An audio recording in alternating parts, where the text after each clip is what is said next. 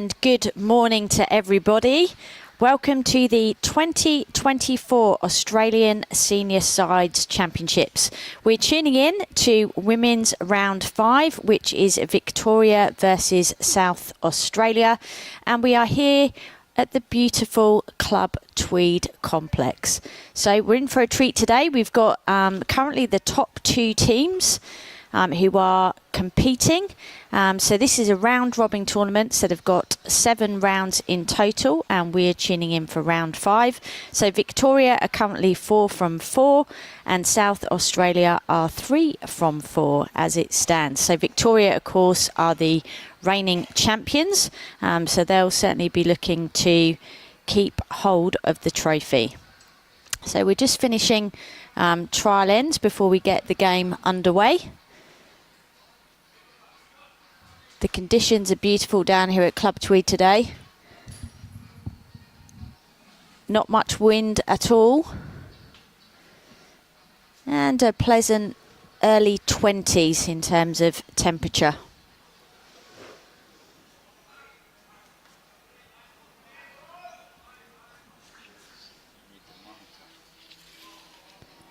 So you'll see on the left-hand side of the screen the different rinks. So we've got the skips named there on the left hand side, and we are tuning in today to watch Paula Robyn Thomassen, who's actually playing her 50th game for Victoria in this particular match, Sheryl Atkinson and Mary Paton. They are playing from South Australia. Eichen, Vicki Arbon, Susan Hutchinson and Kerry Treloar.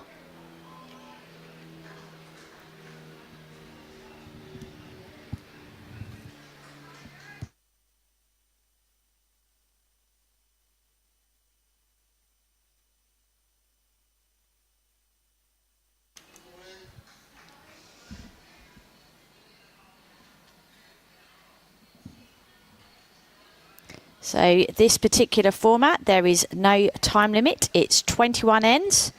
Obviously, it's a fours event. There are no killed ends. Sorry, there are killed ends as well. So no respot in this event.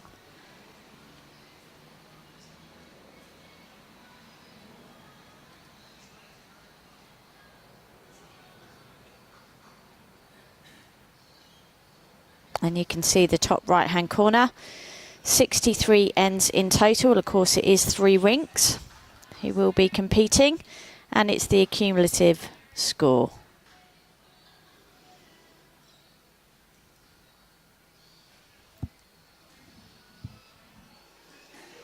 I will be joined today in commentary by Paul Holschke, who's our events coordinator at Bowls Australia.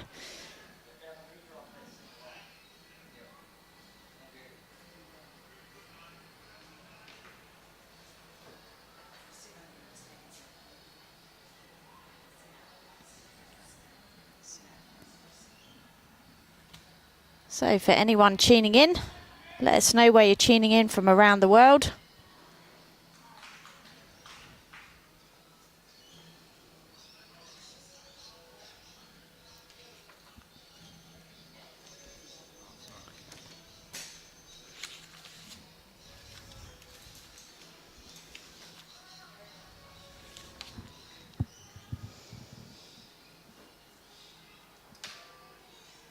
And in other games today, we've got Queensland versus Northern Territory.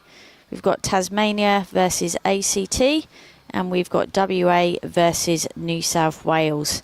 And there is another game at 1 PM today, which will be round 6, which is Tasmania versus New South Wales, VIC versus ACT, WA versus NT, and Queensland versus SA. So still very much all to play for. Okay, and this game is about to get underway. So Victoria taking the jack and playing a fairly shortish length. And this is a great start. So Paula leading off there. for bowls Victoria, the reigning champions.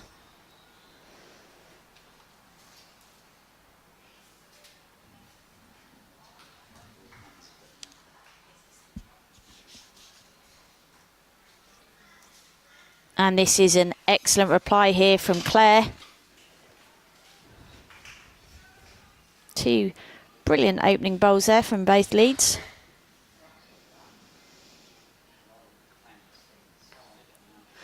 Paula will just be looking to be arriving here, turn this jack round the corner, and she's trying. Very good effort.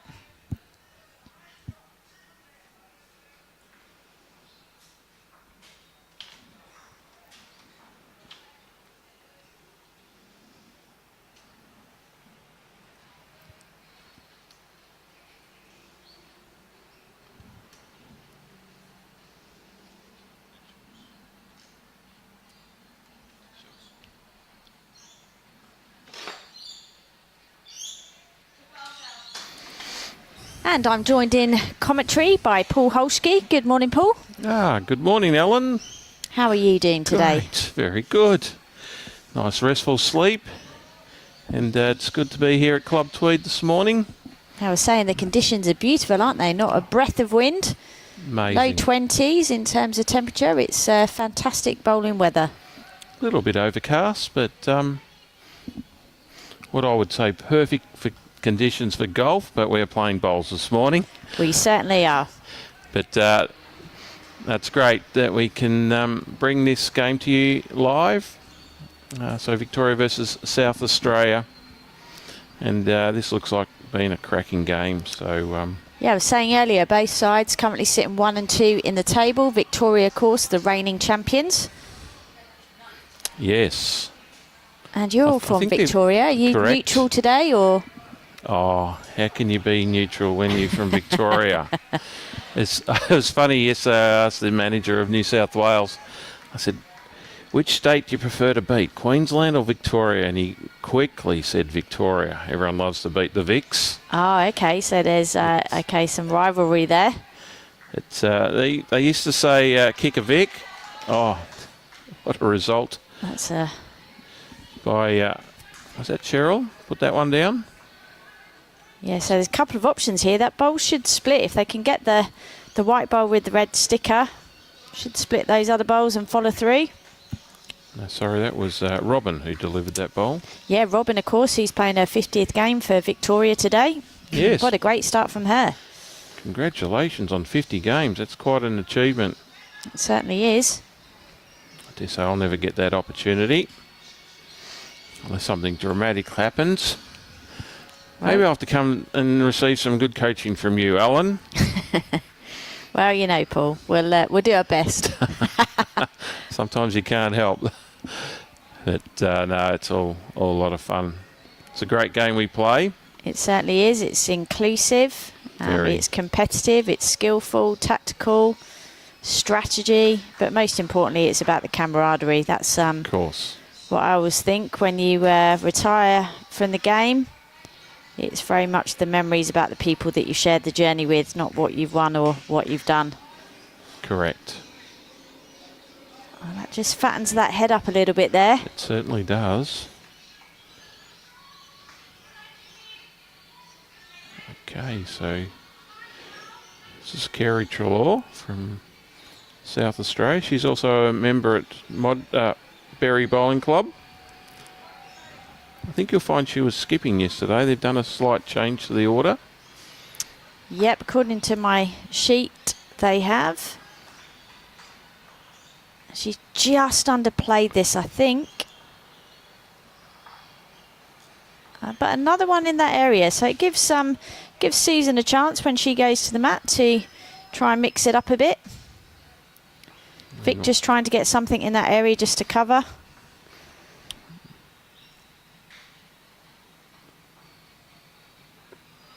Coming down on the forehand. Maybe looking to have something at the bit behind. Okay, big opportunity here for South Australia. Does she stay on that hand, on the back end? I think so. I think that white bowl is what she's looking for. Trying to push that through. And they've got 3 to the 1 of Vic there. Just a little bit wider.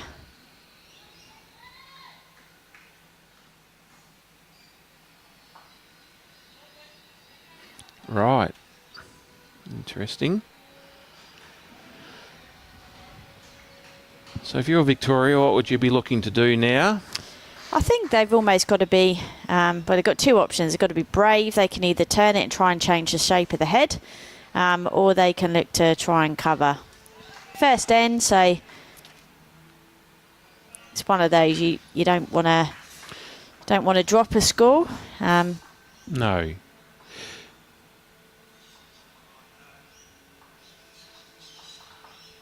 And that hand's turning nice, that forehand coming down if you're right-handed. Well, these greens turn beautifully, and there's no wind, unlike yesterday.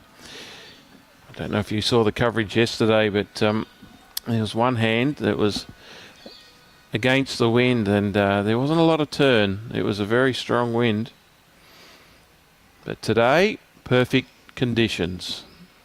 And I think all the players are appreciating not having to put up with all the wind. But we are right on the coast here at Tweed. We are in a beautiful setting, and that's a really good bowl there from the Victorian skip. She's got one over there in case South Australia managed to get that white bowl onto the jack. So Susan will be, do you think she'll stay on the backhand? I think so. I think so. Well, let's see what she does. And of course, South Australia with the red stickers, Victoria with the blue. Beautifully colour-coded by Robyn at the top of the screen there to keep an eye on the score. I think she's going to be under it as well. Yeah, the weight, when the weight comes off, it does go very quick there, but at least the bowl's doing what you expect it to do. So That's right. It looks very reminiscent of my bowling ability, looking to do the same and ends up in the same place. I need to learn how to drive, Alan. Can you help me with that one day? oh, there's some definite experts, and one that bowls at this club, Kelvin Kirko. He's one of the best drivers in the game. Obviously, 2006 Commonwealth Yeah, I gold think medalist. this is a very good call by Sheryl, asking Mary to come and cover that. Oh, that's a very good bowl. And positional bowls, they look easy, but they're actually really difficult to play, you know, particularly when you're trying to negotiate round ahead. So she's played that really well. All right, she's got to make contact this time. They've had 3 goes at it. And this is looking. This has got some potential. She's trying. Can she get that bowl? Tell you what, I think she has. That's a great bowl. I think it's close. I reckon she may have. Oh, that's a good angle, Robbie. Maybe that tells a different story to what we were seeing. So 1 to South Australia. So Well, advantage South Australia on this very first end of this round 5 of the 2024 Australian Senior Sides Championships. That was a great delivery. It was indeed. Well, they did have 4 goes at it, Ellen, and they got it. They certainly did. So Claire Eichen from Berry is leading off for South Australia. So, Paul, just for the benefit of the audience, do Rink wins come into contention for this, or is it just simply the overall aggregate score from all 3 rinks? Well, I can't quite. It's a good question. I think it would help when you be equal on point on wins. Rink wins would then help calculate. And of course, it's 21 ends. Correct. And there are killed ends, so it's not a respot, and there's no time limit. Correct. So what's been the longest game We could so be far? here for a while. We had a very long game yesterday in the women's, Northern Territory versus Tasmania. But to be fair, they seem to all be finishing around the same time. Yesterday was only my first day here. Previous to that, I was helping to coordinate the 2024 Australian Para Championships at the Broad Beach Bowling Club. where Queensland took out the honours, the overall trophy, by one shot over Victoria. Oh, it's certainly a brilliant event and some fantastic performances and good showcase for the sport. And our very last event, Damien Delgado from Queensland, who plays here at Club Tweed, took on Chris Flavel from South Australia. And Damien was able to take home the victory, 21-10, which resulted in Queensland winning the overall by one point. And just as they finished, the heavens came down and it started to pour. And Robbie would remember that, trying to get all his cameras out in the rain. But what a fitting result. Oh, that's what you want, an exciting finish.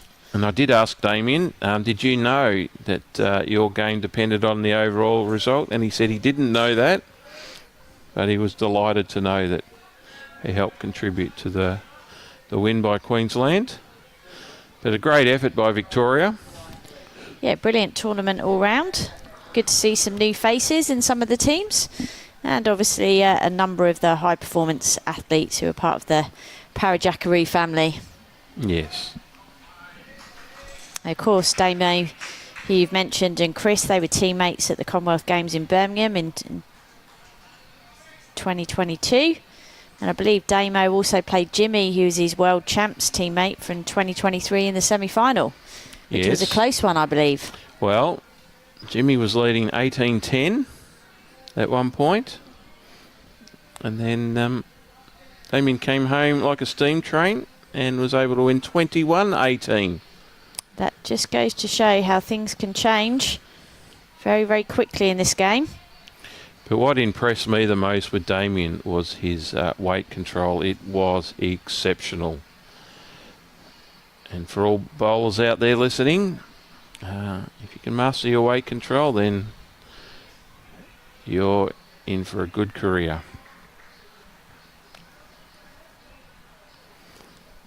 All right, Robyn. And that bowl's coming back to the centre line. It's a good positional bowl there. Yes, handy home. So similar length to the previous end. It looks like the mat's a little bit further up. So South Australia keeping it at that fairly shortish length. Kerry coming down on her back end to the right of screen. Looking to displace that Victorian bowl or get the take jack. Some jack. Good effort. Oh my goodness, missed by a feather. Another one in that little pack there. So Vicki looking just to cover that on the forehand. The other option, of course, is to play the shot themselves and take the danger away.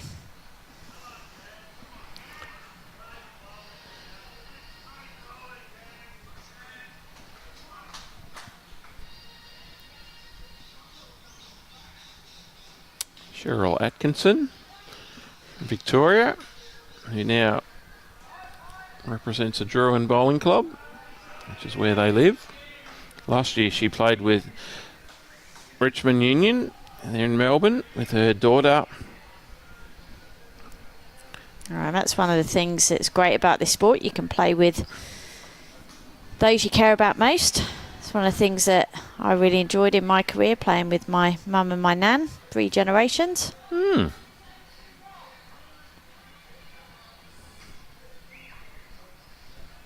So another opportunity here for Bowls SA.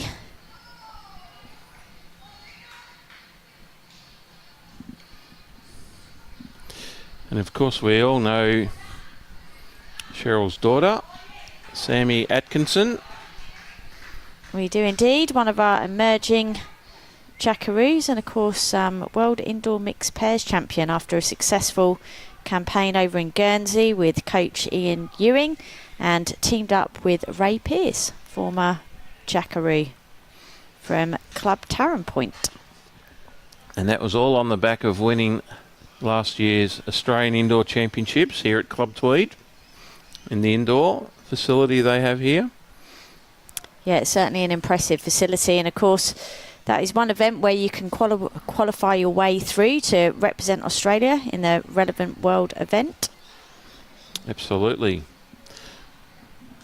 recommend all bowlers to contact your local state, STA, and see how you can enter their state qualification in terms of reaching the national final here at Club Tweed, which happens in August every year, around the middle week of August.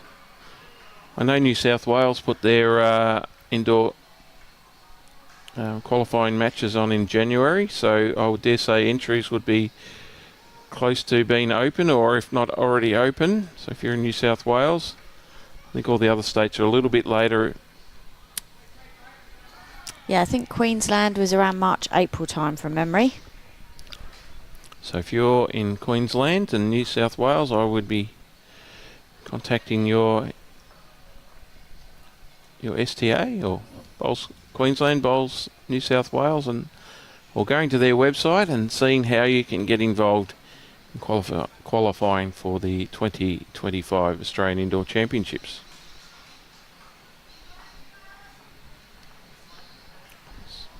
Just running on. So opportunity here for Bowls Vic, for Sheryl to add another.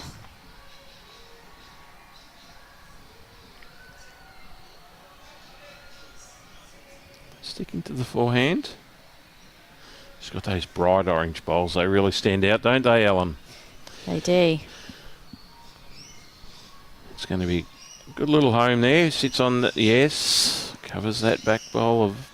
It's a good effort. Good bowl there from Mary.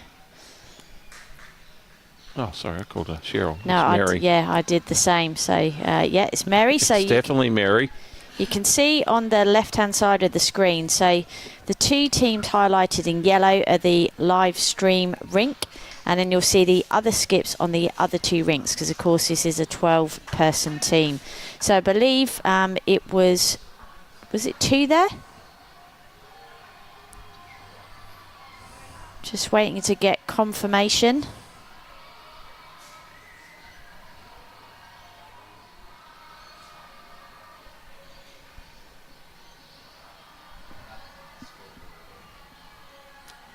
Well, Sheryl's going over to the board to put the scores up. So the score after 3 to Victoria. So 3-1 it is in this live stream game. But overall you'll see the score on the top right hand side. That's just going to be updated. So that's the aggregate score of all 3 rinks. And as you mentioned earlier, this is a top of the table clash. Yeah, but of course there's still a couple more rounds to go. Yes. So there's one this afternoon and then one in the morning. There's 2 more rounds to go. So anything can happen. Correct. And as we know in bowls, anything can happen. It's never over until it's over.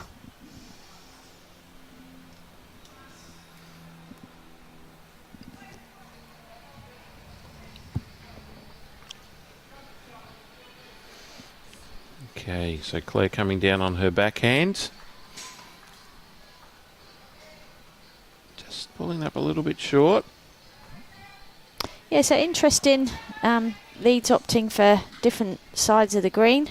Sometimes that happens, that you end up wanting to find what's the most natural position for the centre of the rink. And this is a very good bowl. Look at that bowl turning back beautifully. Yeah, nice home there.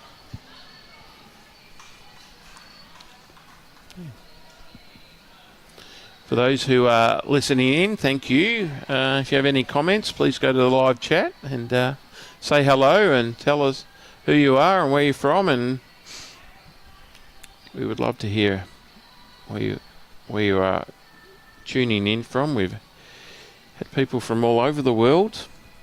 Yeah, it's certainly really popular. I mean, a lot of people from where I'm from, back in the UK, love watching the bowls over here. I would hope that there's many Victorians tuning in this morning, watching Victoria and this top of the table clash. Oh, that's a brilliant bowl there By Robyn. She's certainly going to enjoy her 50th cap, isn't she?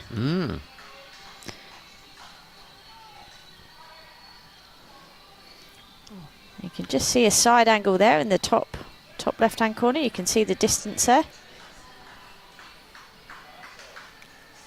So Vicki with the aqua bowls, what do you call that? Green aqua?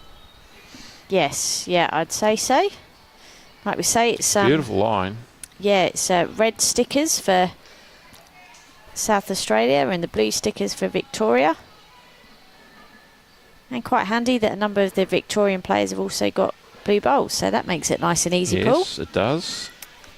It's funny, isn't it, how you get used to the vast array of colours and options. Yet back in the day it was all black bowls with stickers and working it out. So yeah, it's amazing how the game has moved on. It would have been a nightmare to live stream back in that day with all the black bowls on the rink. At least there's a little bit of colour now. Oh, this is a cracking. Oh, brilliant bowl there by Vicki. What a saviour that was. Arbon from Modbury Bowling Club. Have you ever been to the Modbury Bowling Club, Ellen? I haven't actually. So I've been lucky enough to go to South Australia, but only to Lockley's Bowls Club and Holdfast Bowls Club, which was the home of the 2012 World Championships back in the day. So Modbury have, I haven't been there, but I do know that they have 2 greens undercover. And they do a great job within their community. This is a great bowl by Sheryl. Oh, brilliant bowl. Thanks to Mick for tuning in. Mickey West, how are you, mate? Good to see that you're tuning in, as always. He's very much going for the VICs. Yes. And welcome Edward John James, watching from New Forest. I know it well, in the UK. I hope it's not too cold there for you, Edward, at the moment. And we've also got David. Hello, David, from Cumbria in the UK. Oh, wow. They're all listening, watching in to hear your beautiful dulcet tones, Ellen. Well, Mum and Dad are visiting at the moment, which is lovely. So, yeah, a chance to see them, which is fantastic. Get through that gap. Has she got some of the jack?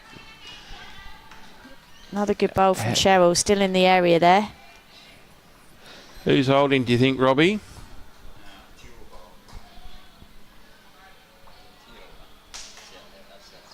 South Australia holding with the green bowl, we believe, or the aqua bowl there with the red sticker. Teal. Oh, wow. What a bowl. What a cracking bowl by Sheryl.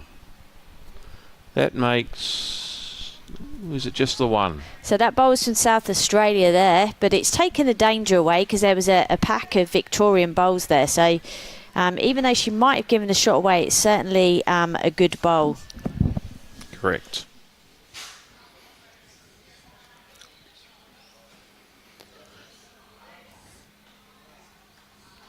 So Mary Paton from, she lives in Yakandanda, plays for the Myrtlefoot Bowling Club. And so whereabouts is that? Up near Albury. Okay, yep. Wodonga area. Yakandanda. It's a very famous name. There's been quite a few country songs sung about Yakandanda. I've been there, lots of trees, beautiful little town. Mary coming in on her forehand. Just landing on that South Australian bowl, no change. A very good effort there. It's a beautiful place to visit, Ellen. Yeah, certainly keen to explore as much as possible of this beautiful country. So just have a look at the head here. Really got to look for some kind of cover here. Any movement on that jack is going to be advantage to Victoria. Yeah, so what options does Susan have? It's a pretty tricky head because she plays down the forehand. There's a chance she gets the shot bowl, but also flicks the Come jack on. over into the Victorian team. So she's Seems to be a playing little. backhand into the channel there, and if she's wide, she then finishes behind. That gives herself an option with the last bowl, I think. She needs She's to looking for hurry. that channel. She needs to hurry. Has she got it? She needs to hurry. Oh What a my! bowl. Great effort. What an What a incredible bowl. effort. Still no change, but that is an amazing bowl.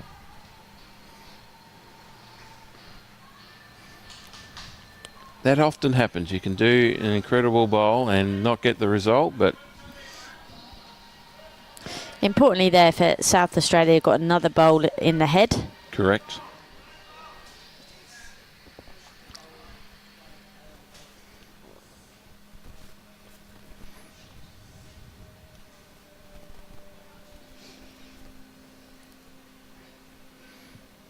It's good to see the skip and the third having a good discussion about what to do. Yeah, the communication is so important. You know, the last thing you want as a skip is going to the mat and being in two minds about the shot that you're going to play. So just having that conversation, just that confirmation, that reassurance, coming up to look at the head, just to make sure that you're aware of the exact position is really key to making sure that you go and you execute with no doubt. Yeah, I think it's imperative. It's a team game. It's not an individual game. The game of fours. Yep, and the communication all the way through the rink, again, is really important, and everyone's got an important role to play. Correct.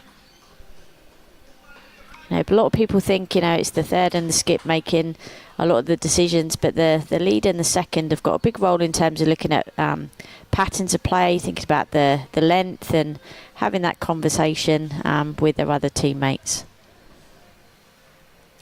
Yeah, and you seem to see that at the higher levels, but at the lower levels of the game, it seems to be less that way. I think as long as it's managed, you know, that's the important part, that you have conversations if you're the skipper of the rink, that you talk about that decision making process and people's role within that, so that everything's really clear. Then that way you don't get any conflict and everyone That's right. enjoys the game and is very much a part of it. You've got to include everybody in the. But yeah, you see some skips, they don't even discuss with their teammates, and I think that's where they can, the little things that they can work on to improve the overall performance of each individual player to make the team result.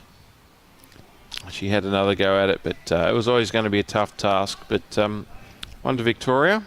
So that makes Good head us, though, wasn't it? It was, yeah, very good bowls there. So that makes it 4-1 in the favour of the Victorians after 3 ends played.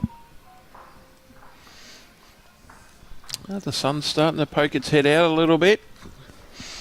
It's still a glorious day, no wind. Oh, and you can see the bowls turning beautifully on the green here at Club Tweed. Now, you know these greens better than most. You've played here for how many years? So I've only played here for a year, but wonderful club, great culture, and beautiful greens. So they're some of the best greens in the world, and of course it's the home to numerous events, but the Golden Nugget in particular, the singles event in August every year, is certainly one of the most iconic events in the world. It is invitational, and there's also a junior nugget, which is fantastic to see a lot of the young talent coming through the system. So yeah, they do a fantastic job here, and of course Wayne Turley, bowls manager, who will probably be joining commentary at some point across the day, and of course the wonderful Gerard Robinson as well. He's the CEO here, and he's got the support of a wonderful board. Don't forget Emma. Emma Boyd, of course, Oh. Canadian international. She does a great job as well. She certainly does. And all the members. Yeah, they've got some fabulous volunteers here. I mean, incredible. events wouldn't run without the hard-working volunteers doing the scoreboards, marking games when we've got singles, and just the really simple things. Just always a friendly smile, and just making people feel welcome. Good start here by Yeah, change of length actually, here. I thought it was going to come through a little bit further than it did. It just pulled up a little bit. Yeah, change of length from Victorians, just stretching it out a little bit. So Paula Wood from Clayton, who also made it through to the Australian Indoors this year. Oh, and she's adjusted well there. Just touched that bowl. I think a clean run. She would have been good there, Paul. How did she go in the indoor? She did pretty well. Trying to think if she was either the quarterfinals or the semi-finals she made it through to.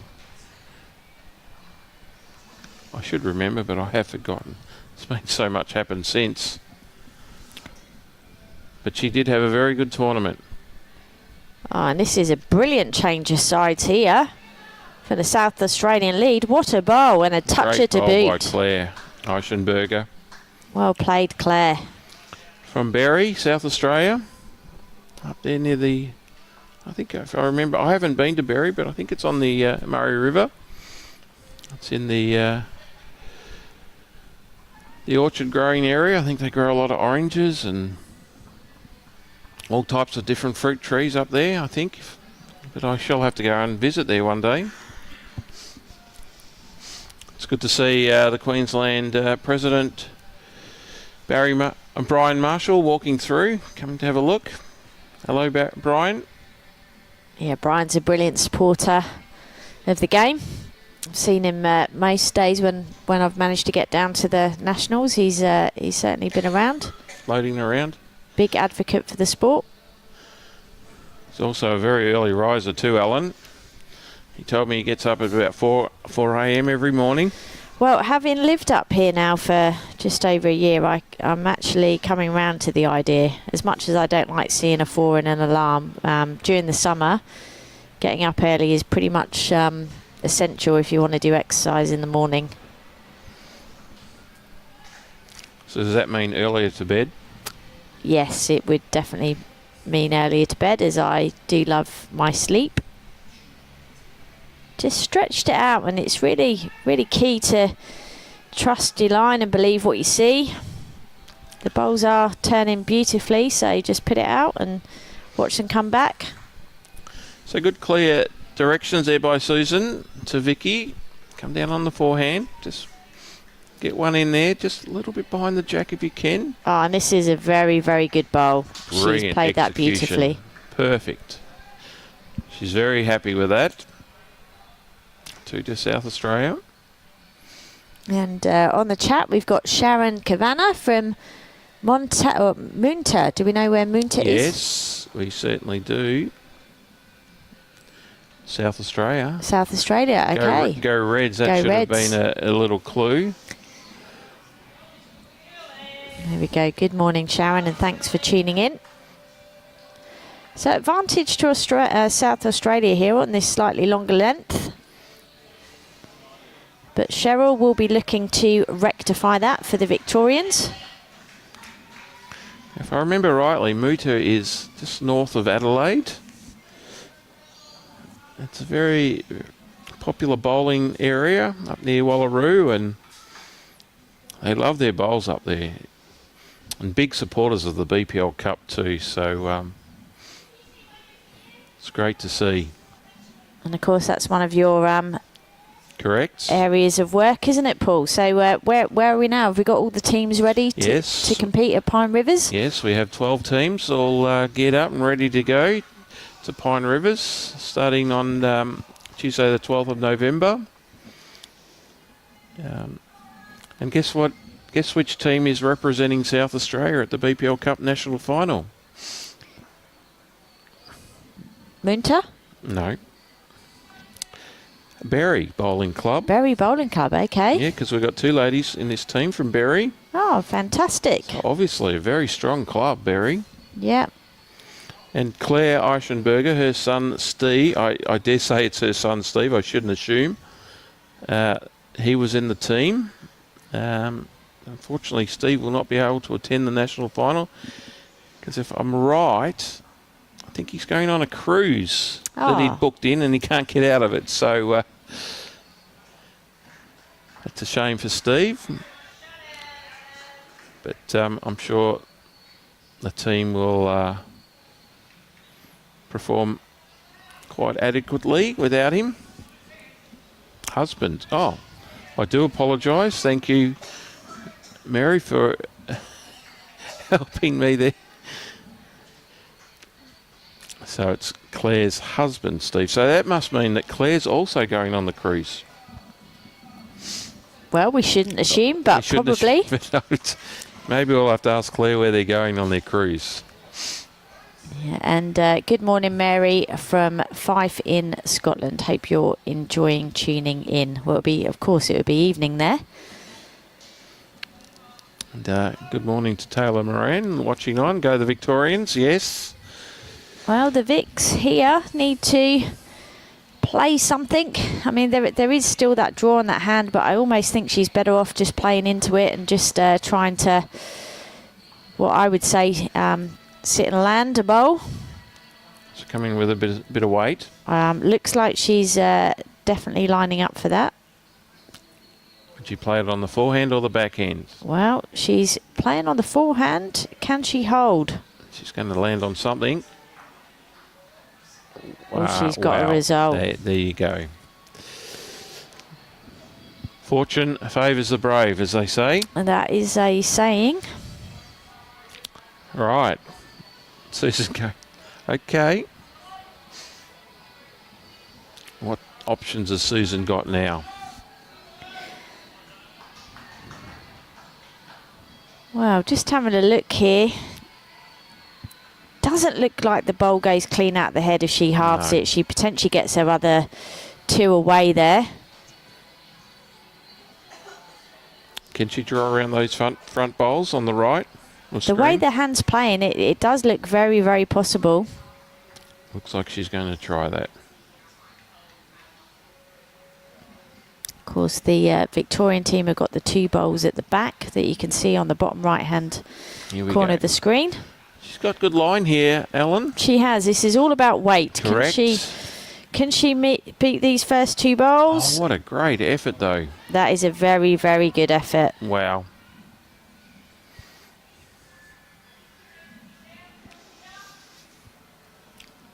Yeah, Sheryl with a good call there, just looking to cover those bowls on the forehand.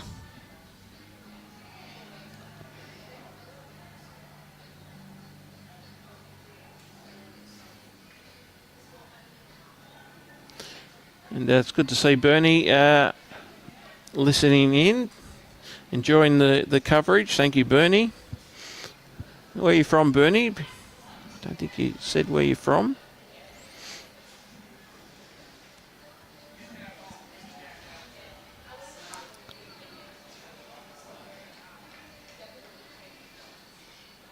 Okay, last bowl of the end here from Susan Hutchinson from South Australia. Can she maybe promote the white one? Good effort. Great try. So it's another bowl, another one for the Victorians who hold on. So it's 1-5 in the favour of the Victorians after 4 ends. And our aggregate score at the moment is 11-14 in the favour of Victoria. Now 12-4. So Victoria after a good start here this morning. They are the defending champions and currently number 1 after 4 rounds of games played. This is round 5. Is of course a round robin event, so all the states play each other, and the team who finishes top of the ladder is the team that will take the coveted trophy. Correct. So back to this shorter length. Sensible move. Been more successful on the shorter length. Stretched it out and just managed to minimise the damage there. So Paula looking, favouring her forehand.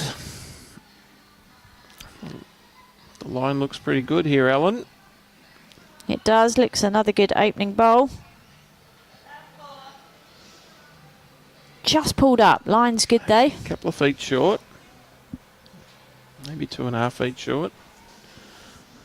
It's hard to tell from our vantage point. We're very reliant upon the camera work of Robbie Yep, Robbie does a tremendous this job. is another great start by Claire. Oh, a brilliant bowl there for Great Claire. leading. Oh, look at that. Oh, you can see the distance there. Great work from Robbie. It's at least 2.5 feet, Robbie. All right. Paula looking to...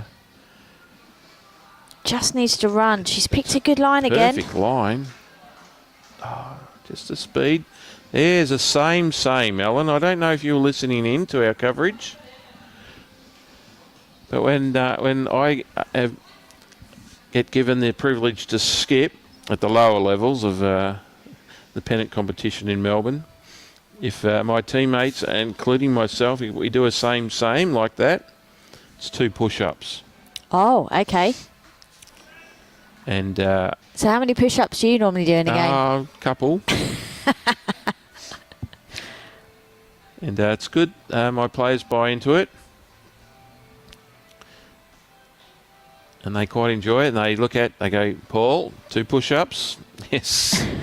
Yes, Stan, I would say. But there was one particular person I played with the other year who refused to do a push-up. And he was the club coach, and he said, I'm not doing a push-up. And if we all know who he is, his name's Darren Yates. If he did a push-up, he might not have got back up. So I saved him the embarrassment. All right, back to our bowls. Oh, that's What's a Vicki? good line. Good line there. Big opportunity for SA there. Just turn that jack down the corner. Just take the shot away for the Vics, but the Victorians still got a chance here. That hand's drawing beautifully. Okay, Robyn. Has she got the weight? She's got the line. If it can hurry. Now that's going to make it slightly harder. She wasn't far away there. Wow. Bit more protection there for the South Australians. Change of side here, playing on the backhand now. Just try and get good length in. They'll count. That's the thing here. You don't have to get to the jack, do you? It's just a case of beating the closest bowls of the opposition. That's correct. And where the foot is of Susan. It's a very good call by Vicki, by Susan, to ask Vicki to come down the back end, just get behind the head. Yeah, that's a good bowl. That is a perfect bowl. But they do have 2 there, covering the back. Well, what's Sheryl got to do? Well, I think she'll just be trying to change up the shape of this head, just make it better. Or would she be looking to promote her front bowls there? Yeah, she can actually play it off either hand here. So she's lining up for the forehand. If she gets the bowl just sitting on the line there on the forehand perfectly, she'll roll it in for shot. Yeah, the one at 11 o'clock. She can sit onto that blue one. But she needs the weight. Oh. Now there is a little gap through there.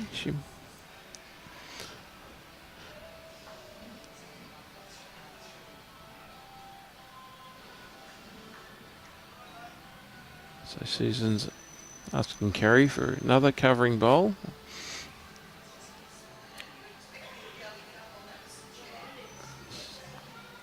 Gone out a little bit wider than she would have liked. But her weight is excellent. Got that right. Yeah, still may. They've certainly got the back covered anyway, Ellen. Yeah, they have. And there's a slight gap here for Sheryl. I think Cheryl's going to be looking for that gap. And if she's high, she gets her own bowl onto the bowl. She's coming through nicely. Oh, my goodness, what a bowl. That is a brilliant bowl. Great bowl by Sheryl Atkinson. If Sammy is at home watching, she'll be very proud of her mum. It's the type of shot Sammy would be able to play. Yep, certainly would be. Maybe Sheryl taught Sammy those shots. I wouldn't be at all surprised.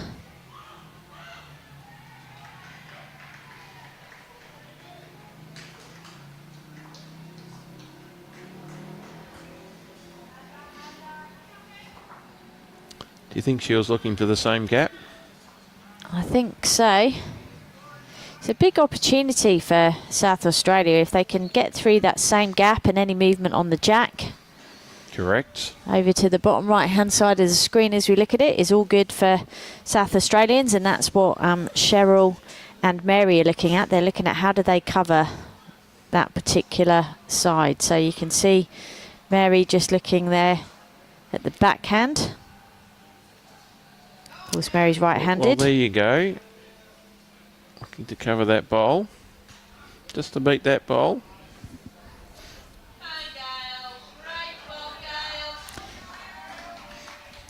It's good to hear all the supporters supporting their state. Gail Edwards over there on Rink 3 from representing the Altona Bowling Club. Obviously did a big bowl. Unfortunately, I missed it.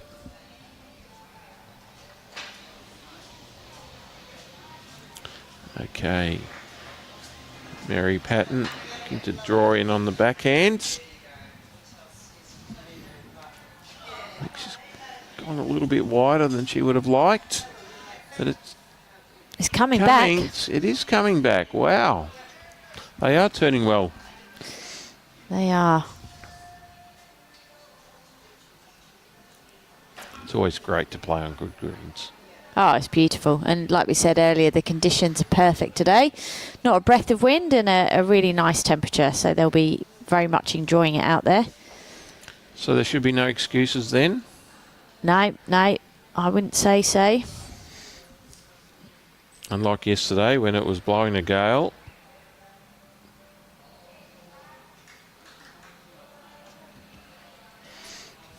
Okay, what can Susan do? Is she going to look for that gap as well? She is. And she's given this a chance. Has she got the weight? Because her line is perfect. Oh, just unfortunately lacking on the weight, but she's opened up a shot on the other hand now to flick the bowl out. Created another hole. Yep. Gap. Good morning, Rayleigh. So Rayleigh is cheering for South Australia, and she's watching from Port Pirie. Wow. Port Pirie. Trying to remember where that is. I think it's north of Adelaide as well. Fortunately, I haven't been to that area. I think we might have to go for a visit. Maybe we go there and do some coaching.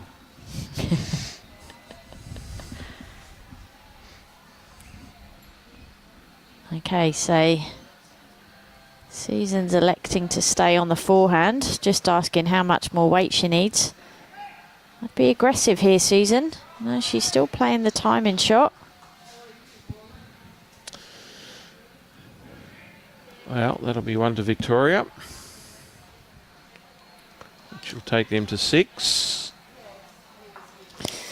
So 6-1 in favour of the Victorians after 5 ends, and it takes the overall score to 18-4 after 15 of 63 ends. So still a very long way to go, but Victorians are certainly stamping their authority on this game. It's 5 ends in a row they've won now.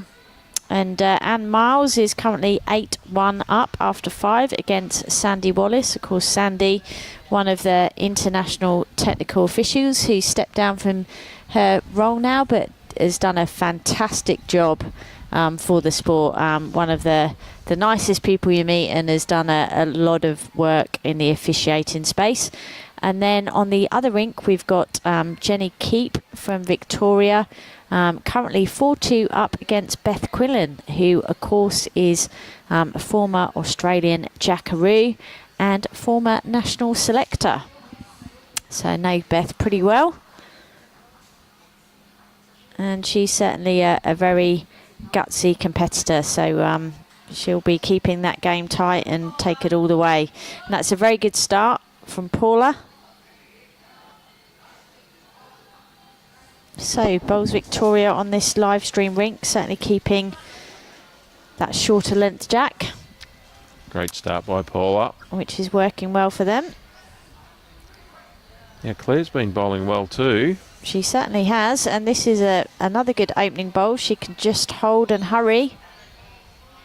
Great effort. Very good effort. Now I just heard that one of your fellow club members at Helensvale, it's his birthday today. Who's this? Darren Jacko Jackson. Oh, no, I think it was on Friday. Was it Friday? Oh, come up. Oh, unless he celebrated Friday. But happy birthday, Jacko. He's currently playing in the para singles. Good on him.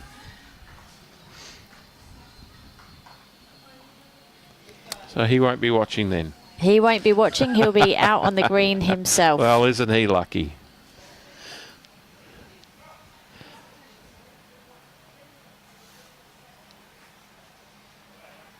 Oh, and this is a very, very good reply here from Claire. Just going to slip by, but finishing in a good position. So they're what I call two good bowls from both leads there. One on and one behind. That's exactly what you want to do.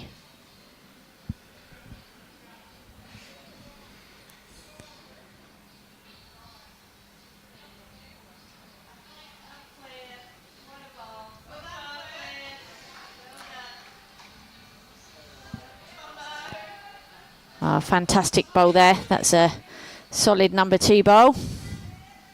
Just building the head. I often think that the number 2 position is actually the hardest position in a 4. You're the one who never sees the head, and you've got to be able to consolidate or convert.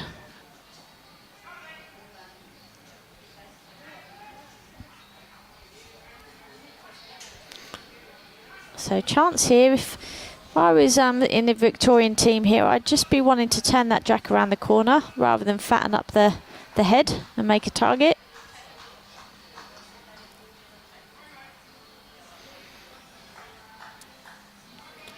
Okay, Robyn coming in on her backhand, trying to put a placement bowl just to the right of the jack. Oh, great little home there. Yeah, very good bowl. It's a very good standard of bowls, isn't it? It is, and as you would expect for the Australian Championships. Correct.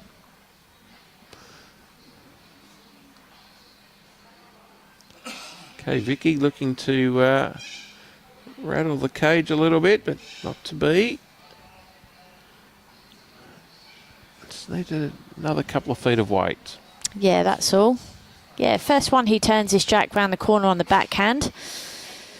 He's going to give themselves every possible chance of securing this end. Now, if you're South Australia, you've lost 5 ends in a row, what sort of things would you be trying to do? The key is to just win the jack and then change the length.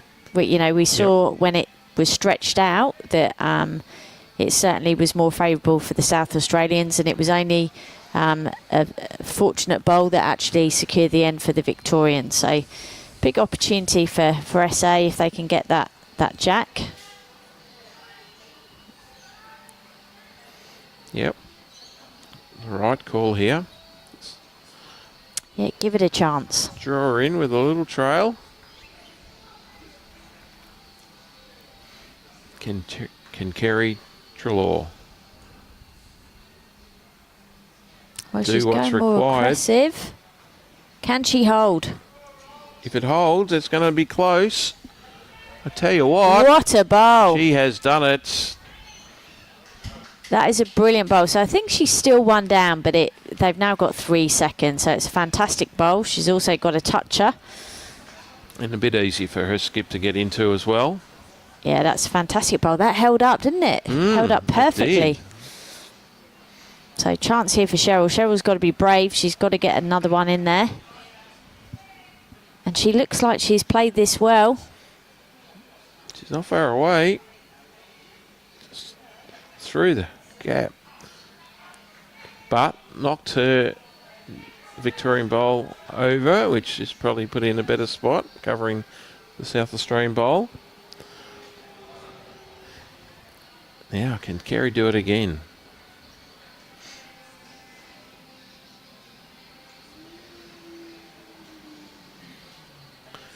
On the backhand again, with a little bit of weight. She looks like she's played this well. Far away. Can she run? A little. No, Her line was perfect. just needed another couple of feet of weight, and she would have been all over the jack. The problem is, though, Ellen, the bowler's now in the way for her fellow skipper to get into. She can still see the bowl, though, on the wing. Yep. That's all the skip will be looking for. So Susan will just be looking to get that bowl out on the backhand. She can choose her weight, whatever weight she's comfortable with. I think that's the big thing. Often, you know, with instructions, we're very, very precise around the amount of weight to be played, but sometimes it's just a case of just get rid of that bowl. Simple as that. Take it out. Choose your weight and get rid. Well, Kerry also on the backhand will be looking to come in and sit in front of and add for a second shot. Just doesn't quite have the speed. Had the line. So there is an opportunity here for Susan. It's still there. Big chance. And she needs to take it, doesn't she? She does. Rest the bowl away here, stay, it's 4. Even if she just clears the bowl, then it's 3 shots. Big, big opportunity.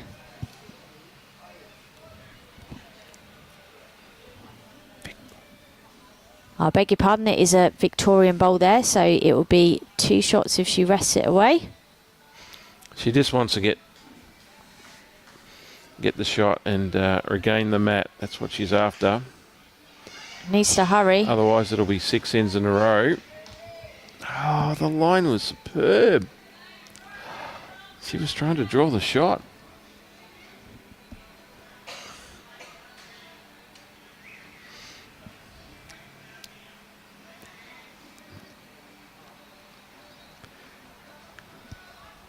Mary coming down the backhand. Looking to get around that front South Australian bowl. Well, covering the Yeah, that's still a good bowl there for Mary. That's the backest bowl now. There's still this opportunity down this port for Susan. A bit of a gap through the forehand, but she's choosing the forehand. I mean, she's playing on the back end. Sorry, viewers. Oh, this is a great effort. Oh, here we go. Oh, what a good Oh, try. good effort there. But another one to Victoria. That's now 6 ends in a row. Yep, and they have taken their lead to 7-1 on this live stream Rink at Club Tweed as part of the 2024 Australian Senior Sides Championships. So Victoria certainly putting their foot down with a commanding 19-7 lead. Of course, this is about 3 rinks, so you'll see the other rink scores over on the left-hand side. So Beth Quinlan's just picked up a 2 to go all square, 4-4 after 6.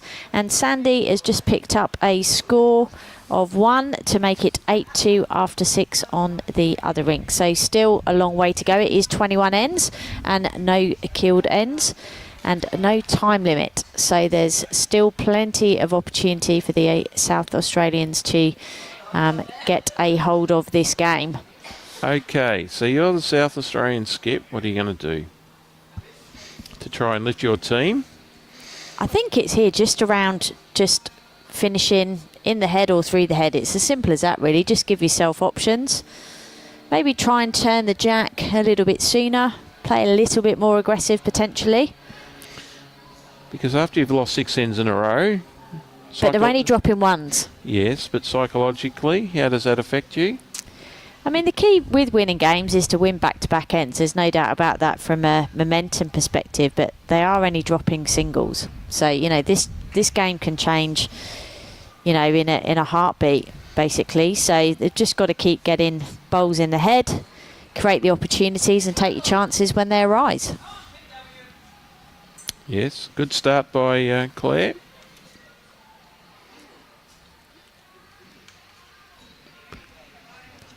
Paula coming down on her forehand side, looking to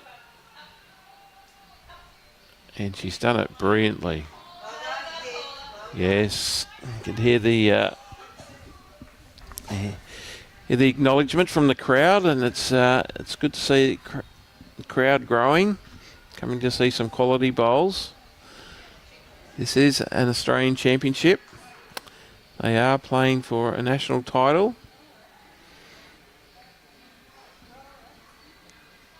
So Claire's got behind. That gives options moving forward.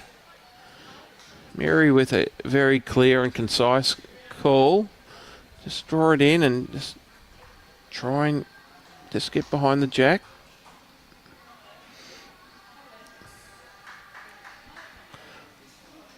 So Robyn, she's executed it very well. I dare say that'd be 2 to Victoria. Would that be right, Robbie? Holding 2. You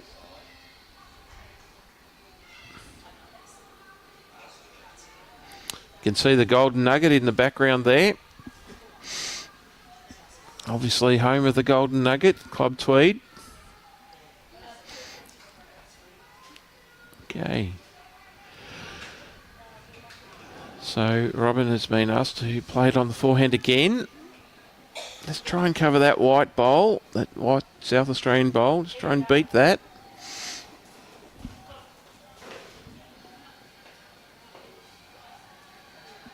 Just going to pull up a little bit short.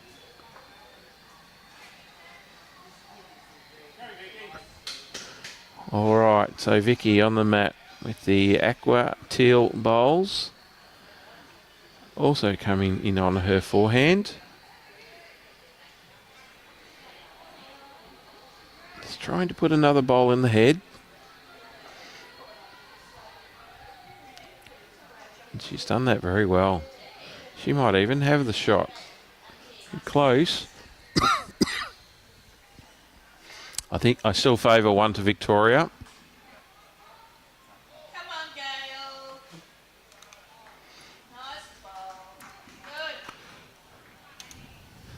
As they cross over, Victoria holding 1.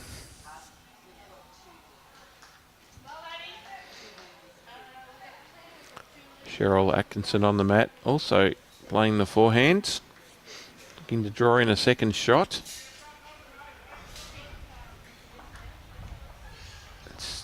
It's coming. I tell you what, I think she has.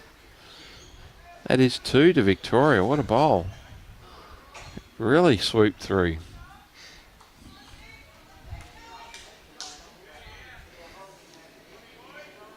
Okay, Susan asking for a forehand draw.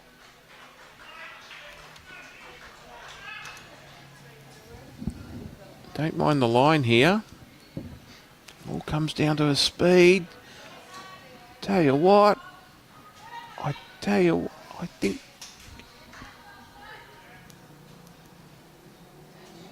that's very close.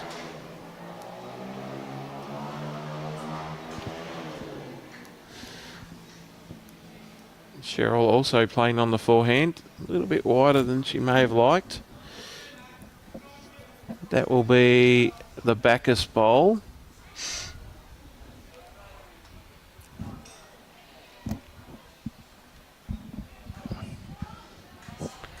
Okay, Kerry Treloar representing the Berry Bowling Club.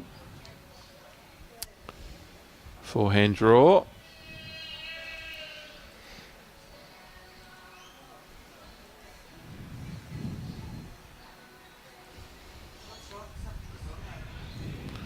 Right, time to cross over.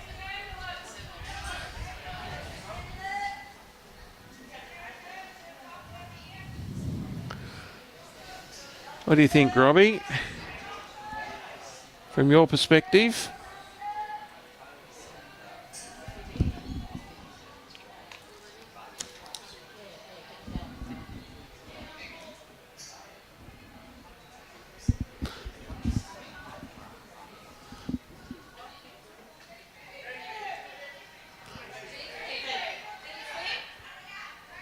What's what's going on. There's a bit of commotion out there. There's a lot of noise. Not entirely sure what's happening. It's hard to see from where we're our vantage point.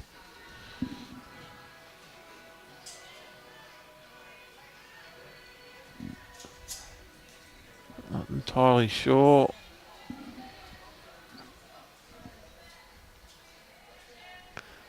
Yeah, I seem to have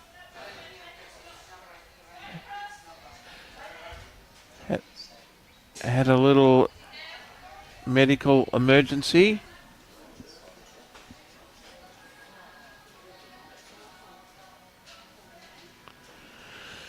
Yes, unfortunately there's been a medical emergency. I'm not entirely sure. Doesn't look good. They've called for the... We just might just hold off. We'll come back shortly.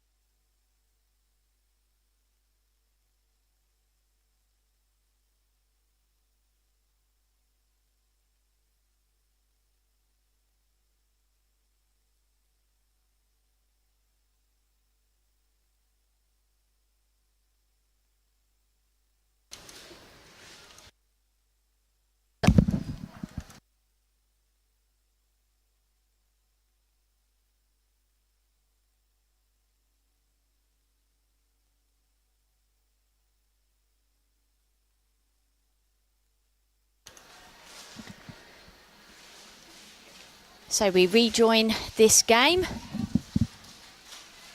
Currently with Victoria with a commanding lead over the South Australians, but still a long way to go in this match. So 21 ends, no dead ends at all, and no time limit.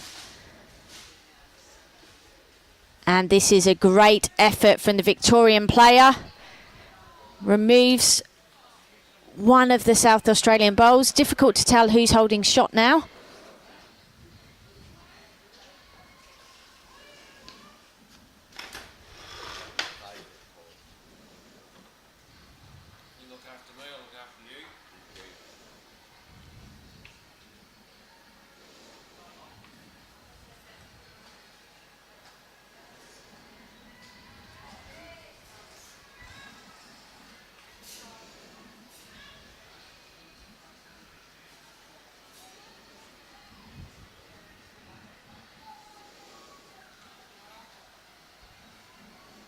So as we come to the conclusion of this end, just waiting for the head to be declared. And we've got our first measure of the game. So Sheryl Atkinson getting down to measure the head. Looks like it's just a measure for one shot from the angle that we've got here. Well done, Robbie, for going in. And Sheryl's executing her excellent measuring skills.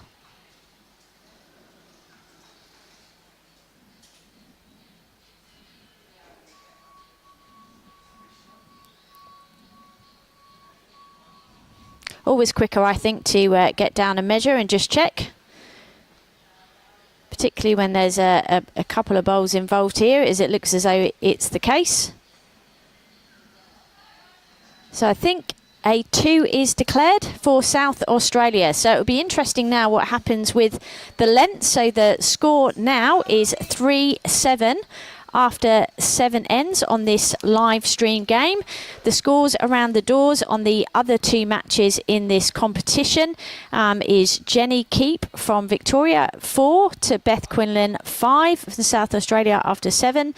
Anne Miles 8 with Sandy Wallace on 3. So Sandy's team making a comeback there. And you'll see at the top right hand side of the screen is where the aggregate score is placed. So that's all 3 rinks. Their combined score comes together to determine who is victorious. And this is a round robin competition. So it's whoever finished top of the leaderboard. And of course, VIC are the reigning champions, and they are currently sitting top of the pile with South Australia second. So this is very much a top of the table clash. So as expected, SA have lengthened this jack pool. Well, was it 6 ends in a row? 6 ends in a row to the Victorians, and as you predicted, once they got the mat back, they were going to go longer, and they have. So, yeah, let's see what happens now.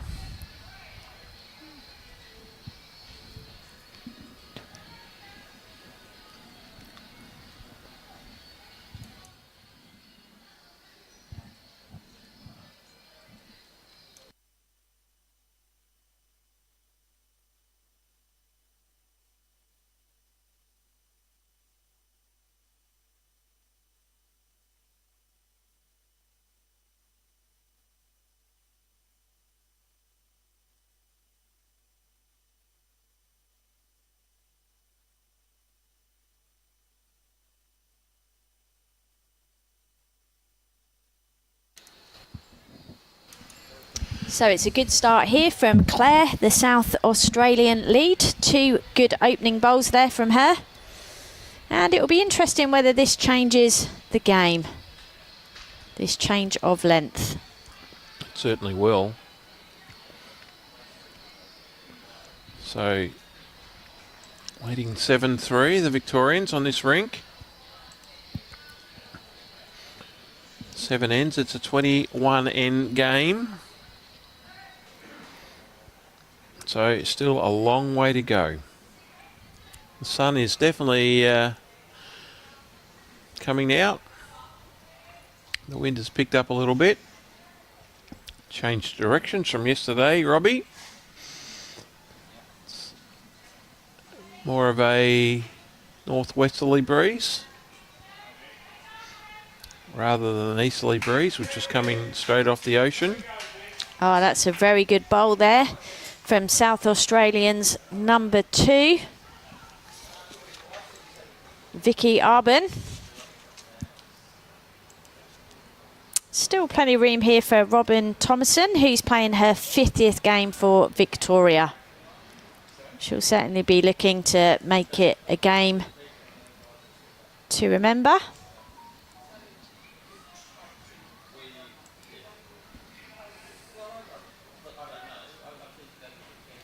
South Australia holding 1.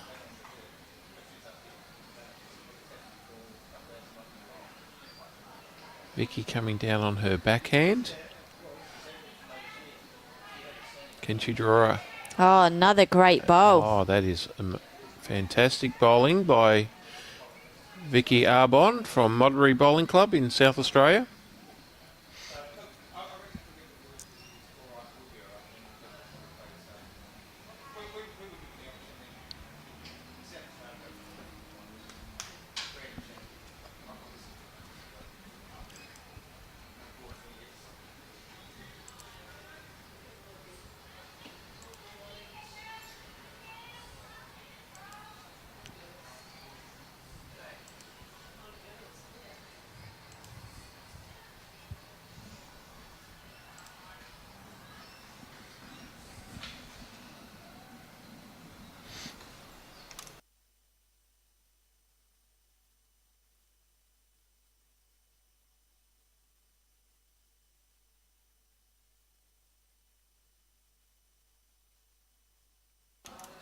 Oh, what a fantastic bowl there. And a toucher to boot. Mind you, a decent target here for Sheryl to potentially attack. Bowls Vic have got good position here in that bottom right-hand corner.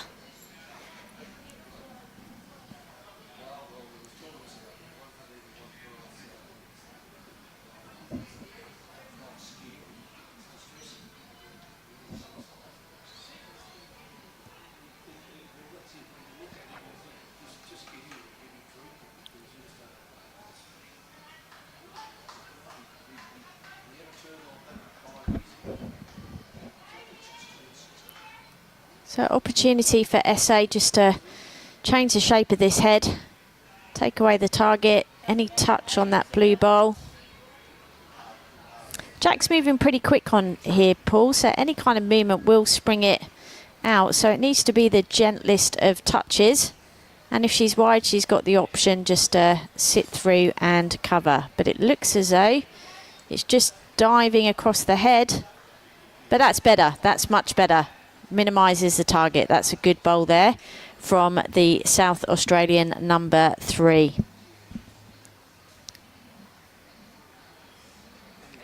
Sheryl coming down on her backhand with a little bit of weight. It ends up in the ditch. So big opportunity here for SA. As you mentioned before, back-to-back ends, if that's what you need to be trying to achieve. Yep, it's key. Try and build a bit of momentum, find your length and dominate.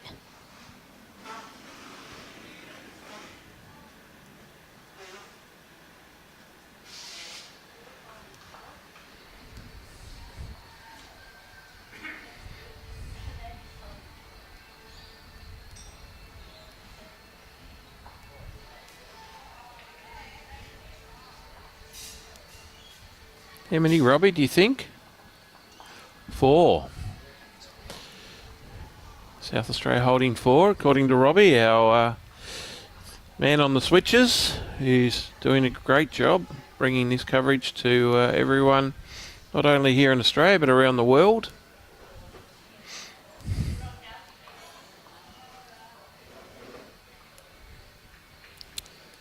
Okay, what has Mary done here? This could be a big end here for South Australia. Interesting to see how this game progresses moving forward.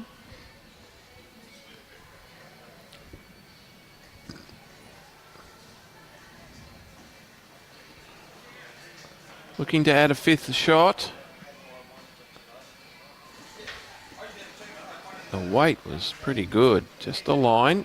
So this is a big bowl, last bowl of the end. Very big bowl.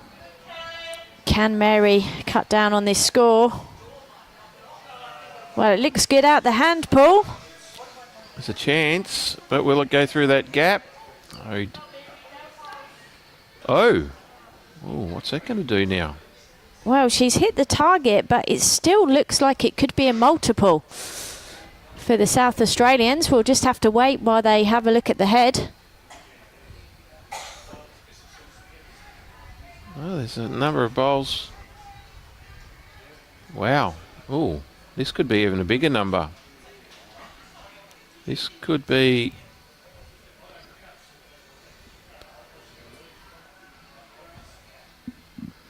as they say, a bit of a game changer, Ellen.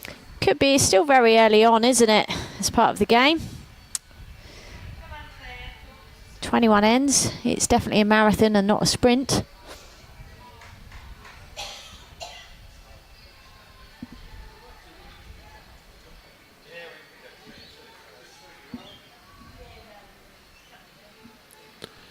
Well, after this end's completed, I think we'll do a bit of around the grounds.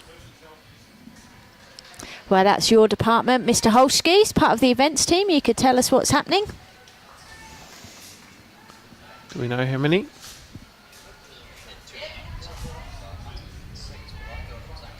So we're just waiting for confirmation. The scoreboard.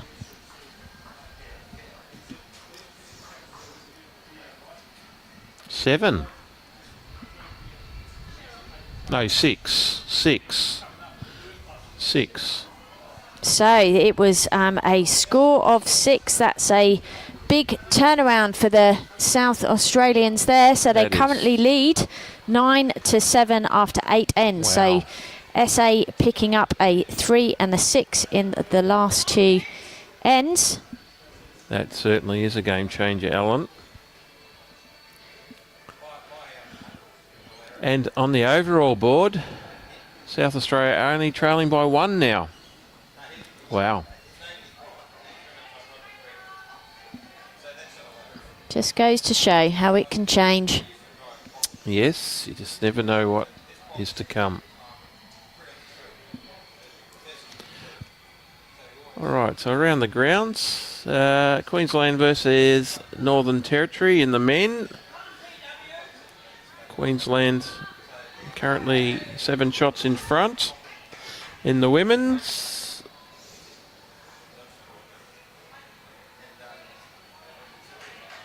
sorry, I have got that wrong. Queensland versus NT in the men. Northern Territory 14, Queensland 7. And in the women's, Queensland 17 leading South Australia on 6. Okay. So a little bit of jack movement on this end. I think due to the medical emergency, we haven't been able to update all the live scores, so we'll have to come back to you with that. I do apologise for the delay. And that's a great bowl there from Paula.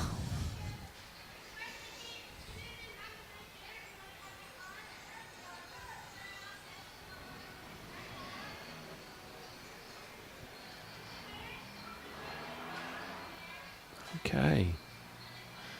So Victoria holding 1.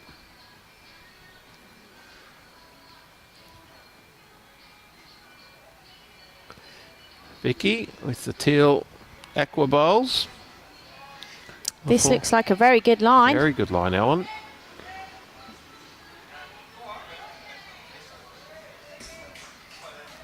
That's a good reply. Yes, good home there. Always interesting off centre jacks, isn't it? I actually enjoy it when it goes off centre because it's a bit more of a challenge. Yeah, and it's really important as part of people's training that they practice these different things. All right. Well, we've just had confirmation that the men in this South Australia versus Victoria game has been abandoned due to the medical emergency. So that will be a shared points game.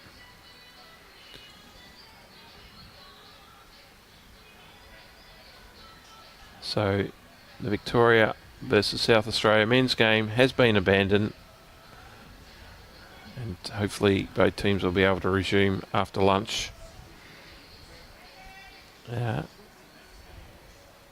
Where after lunch Victoria will be playing NT and South Australia will be playing Tasmania. But the women are continuing on, as this is the top of the table clash. So whoever is able to win this contest will put them in a good position to take the overall. Still 2 more rounds to go though, Paul, isn't there? There's a game Correct. this afternoon and a game tomorrow morning. So as we've seen time and time again, anything can happen. It comes down very often to that last game. And to be honest, that's what you want from an excitement perspective from the sport. Correct. And this bowl is really turning here. The wind's just getting up. We had really, really calm conditions first thing this morning, but it's just starting to play a little bit of part in this game. The wind certainly has picked up, Alan. There's no doubt about that.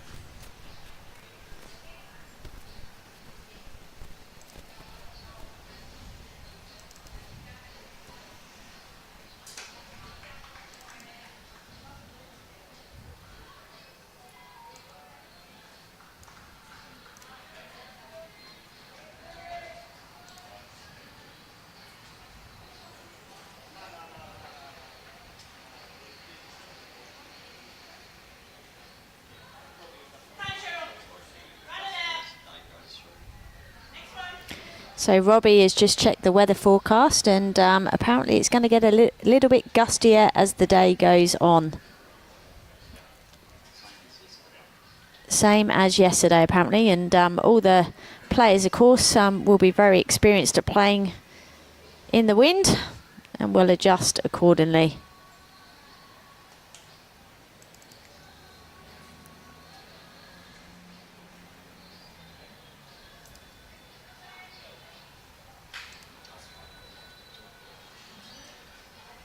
Opportunity for VIC to consolidate and get the jack back here. Get control of the length again. Need a friend in this head, Paul. Everyone needs a friend, Alan. Oh, and Sheryl's just obliged and provided that. Wow. That is a great bowl. So we're looking a little bit lonely there. Only the 1 Victorian bowl compared to 4 of the South Australians. And she's got a little bit of chalk as well.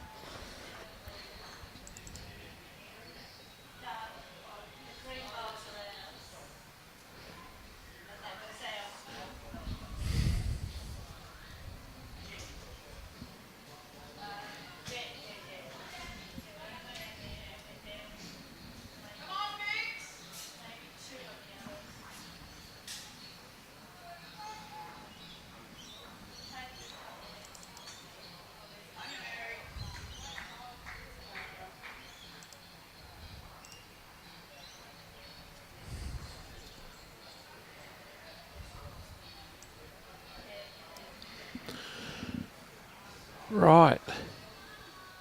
So will we see a bit of aggression here from the South Australian skip? She's certainly trying to get those 2 bowls. Just going to go under the head. Well, it's not over. Well, it's another one there, isn't it, for the South Australians? It certainly is. Bowls Victoria staying here on the forehand side. Just looking to change the shape of this head up. This looks like a good line from Mary. Just needs to be kind now. Oh, she's played it perfectly. That's a really good bowl. It changes the shape of the head completely. So still 1 to VIC. The third has requested, come in, the bit of authority, take it out. Yep. It'll chip across. You can do it, she's saying. And this is where it's so important that the verbal and the Yep. non-verbal communication staying the same thing. But I don't think there's any doubt there what she's calling for a skip. And has she executed it? She needs to hurry. She's going to have to get a little bit fortunate, I think. Oh. Just lacking a little bit of weight. Now, will Mary be brave and try and add another on the forehand, or will she just take the one, get back on the board? I reckon she might just take the one. She's taking the one. I think it's sensible. That's very sensible. Get the mat back. Play their length. Because control of the mat is very important. Well, as we've seen, the Vics are dominated on the slightly shorter lengths, and as soon as the South Australians lengthened it out, they picked up 2 multiples. And the score is now 9-8 after 9 ends, and overall it's 22 to Victoria, 19 to SA after 26 of 63 ends. So we've got the mat up again. That's as we predicted. Spot on, Ellen. And quite right too. If why you're here. If it's worked Your effectively. expertise. If it's worked effectively, then why change it? Big thing is patterns of play. That's the big thing. And there's not really been any trends around direction. Often you see in a game where one team does particularly well in one direction compared to another, but we've not seen that at the moment. We just need, yeah, there we go. Robbie's zooming out just to make sure that we can see that jack on the tee. And of course, just a reminder that this is no re-spotted jacks in this game. So if the end is killed, it will be replayed. Correct. So for those non-bowlers out there, what we mean by an end being killed is that it goes out of the boundaries and confines of the rink.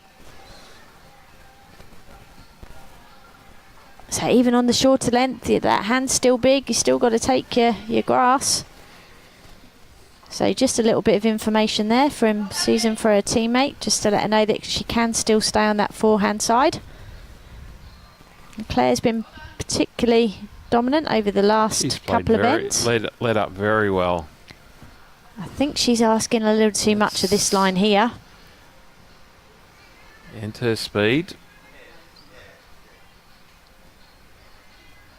So good opportunity here for Paula to pounce and put one of her bowls right on the jack and put the pressure onto the South Australia as they're currently 8-9 down, where they've been in control of the match most of the game. And there you go. What a nice start there by Victoria, holding 2. How can Claire respond? The line looks much better than her previous line. Can she bend? She's just going to run into the Victorian bowl.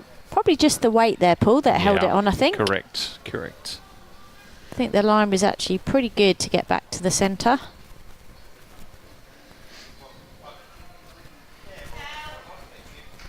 Okay, Robyn. Coming on her backhand. It's gone out a little bit on the high side.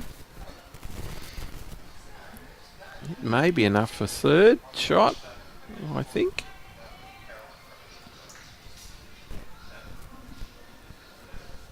Yeah, I think it could be. Robbie.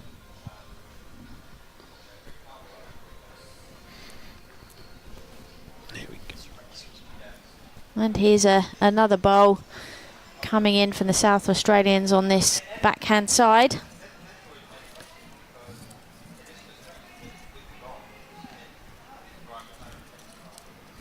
Well, still plenty of room in there, Paul. There certainly is. Robyn will look to add a third here.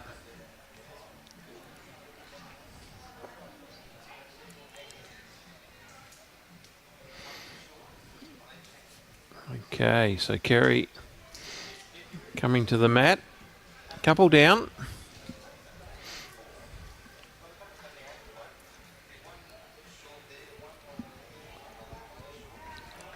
Can't quite see through, but there you go. The absolute, what a great bowl by Kerry. That certainly was. That's what you want. Still something for Sheryl to look at there.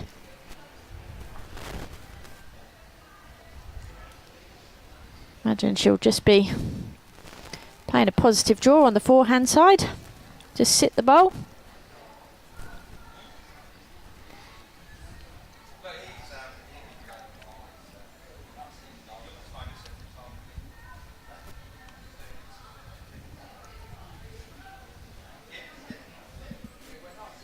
Oh, she's playing backhand, but looks as though she's executed well. Can she hold for the jack? Oh, very good effort. Yep.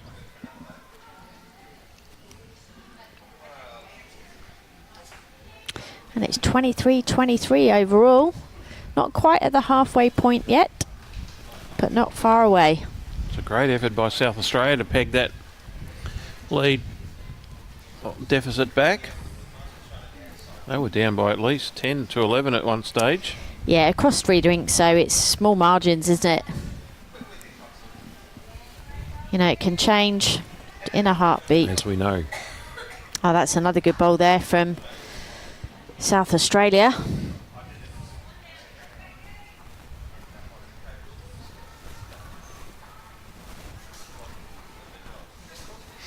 Sheryl coming down on her backhands.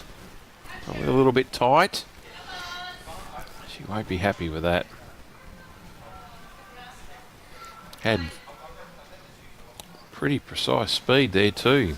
Yeah, her weight was really good. Again, so SA won't want to make this head any bigger here. Don't want to fatten up the target.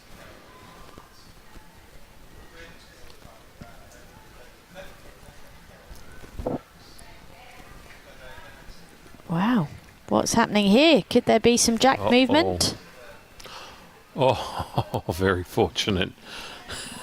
Oh, but then if she, you know, turn the jack round the corner, she makes a few, so. Well, very true. I don't think that was the speed that she was asked to come in at. We'll give the benefit of the doubt, Paul. I think if the policeman was there, she might have been booked for speeding. Yeah, looking at this head though, it's definitely in SA's favour. I think there's only one bowls VIC bowl there that's length. The one on the right hand side of the screen at 3 o'clock. There's also the one at 9 o'clock, Victorian bowl. Oh, down the bottom, yep. Okay, I must put my glasses on to see the different colour stickers. So red stickers are of course bowls SA and the blue stickers are So if Mary could chip this bowl out, they would be holding 2, but don't think it's going to be the case. Just going under. But she might, and has made 2.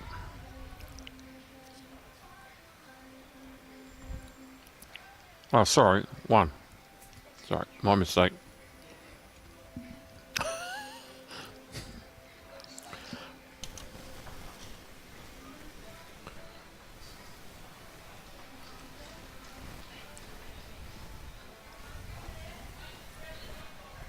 Okay, so last opportunity here for the Victorian skip, Mary, to turn this end over.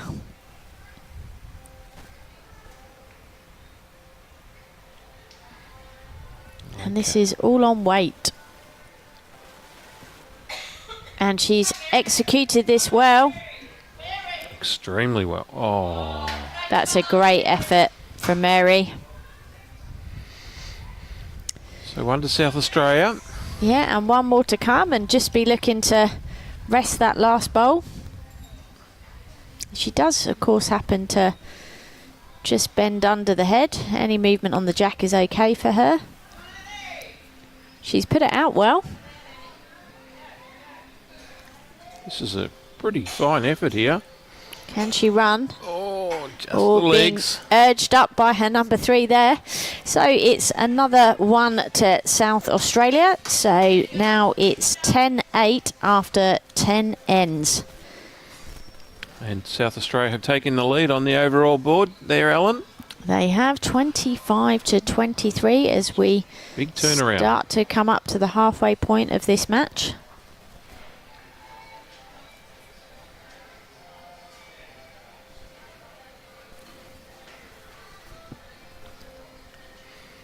But as we know, there's still a long way to go. There certainly is. We're just reaching the halfway mark of the game. Yeah, and it's always a good idea to break the games down into mini games because 21 ends can seem like a long time. So the first 7 ends are certainly in the favour of Victoria. And we still got another 4 ends of this middle period of the game. So can Bowls Vic fight back to win this second part of the section? Another good opening bowl there from Claire from SA.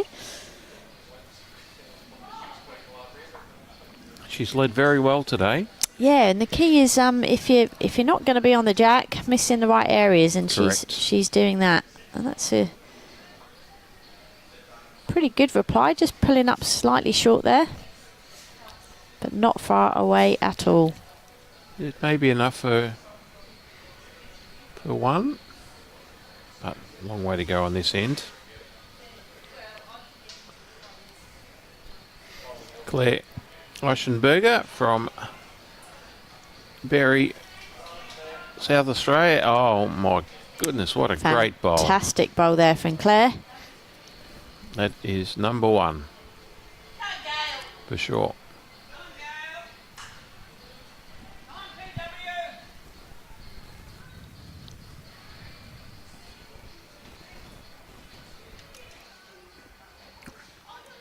Very good line here from Paula. Just her weight.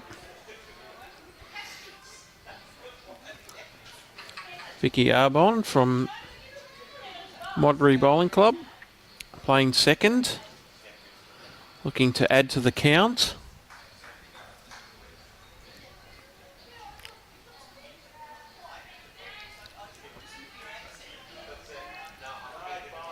And she has too, making the skipper very happy.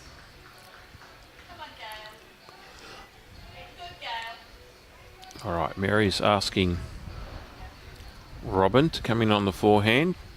See if she can just come under that teal bowl in front. And she's done a very fine effort there, but unfortunately just spliced the jack. Yeah, good effort there.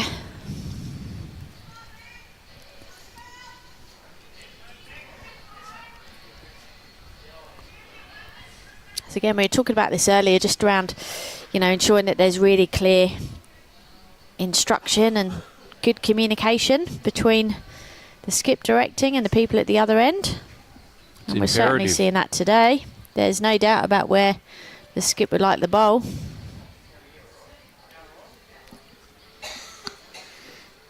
Coming in on the backhand, unfortunately the view has been blocked. Pulling up short. It's instances like that. You need to get behind. Short bowl isn't going to help the skip, unfortunately.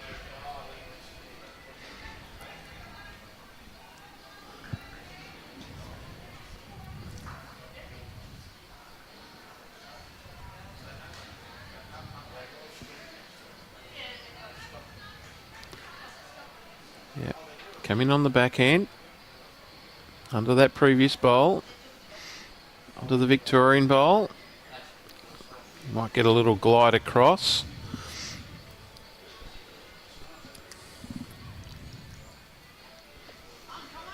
It's well pointed, just her speed. I'd say she's got the third shot there. that Victoria hold both second and third shot.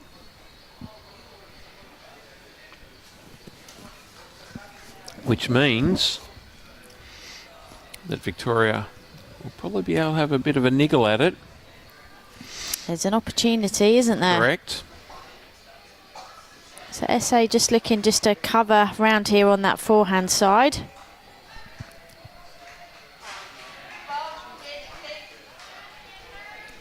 Wow. What a bowl. That could have me second shot. Certainly helps the situation, doesn't it, for the SA crew? And also blocks, well, doesn't completely block it, but makes it a little bit harder for Mary. Yeah, she wants to come in and chip that bowl out. Yeah, they're certainly looking at the backhand. Again, even if Sheryl moves the bowl off the line, it will certainly help Mary. And it's often in that position as third, you often actually have to sacrifice sometimes just to make it better for your skip. Well, it is a team game. It is, yep. So if she can move a bowl off the line here, it gives an opportunity for Mary with her last bowl.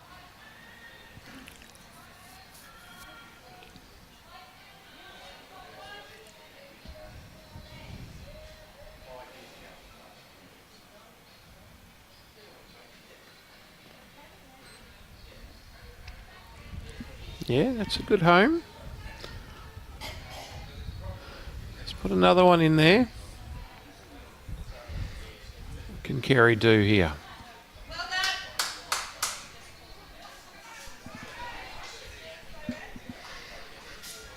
Coming in on her forehand. It's just a draw shot. It's coming. Coming very nicely, covering that back bowl there of the Victorians. I think that's the Victorian bowl, yeah, I'm pretty certain. It's hard, very hard. There's some very close colours. There are, I've got it wrong a couple of times, Paul. Blue and purple look very similar on our screen. Oh, this is a good effort from Sheryl. Oh, what a great try. Oh, and she's completely changed that head there. Correct. Made it so much better for her team. And as I said before, often the role of the third is to make it better for the person who comes after you. So she's given her skip a couple of options now. And as Robbie zooms in there, thanks Robbie, we can see that the furthest bowl behind the head is the Victorian bowl. And they've got 2 seconds as well. What the Vics don't want is just to play in and just squeeze the jack into that area where you'll see some South Australian red sticker bowls. So what did you say earlier, Paul? Fortune favours the brave? Correct.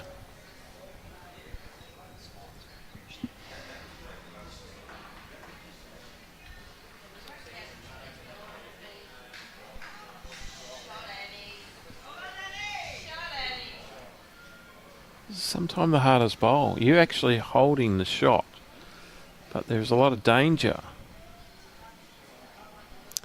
Yeah, and you've got 2 things there. You make it harder for your opposition, or you cover, or you change it up. So actually 3 things. So then selecting which option. A lot of that comes down to how you're playing, what the rinking, the conditions are, and ultimately, you know, what's your best percentage. So what are you likely to get the best outcome? The opposition will most likely to play. So it looks like she's going to try and play on the forehand here. Yep, and I'd imagine we'll see a little bit of pace here. You would hope so. How's her line? Just going to dip under, but she's certainly playing that positive pace. So there's some movement in the head. We just couldn't see that quite because of the position of the players. So I'm sure Robbie will go and remind them. So the SA skip is now walking down just to have a look at the head, see how it's changed. Look at what that means for her shot selection.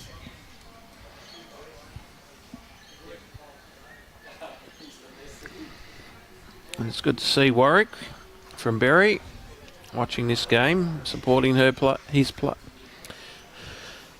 The two Berry players in Claire and Kerry. And they'll be delighted to know that you're watching on Warwick. Yeah, it's certainly a great community, isn't it, the bowls community? Lots of friendships, not only from within club and within state, but also across state. It's great to see the camaraderie between the players, and the spirit in which the game is played is absolutely super.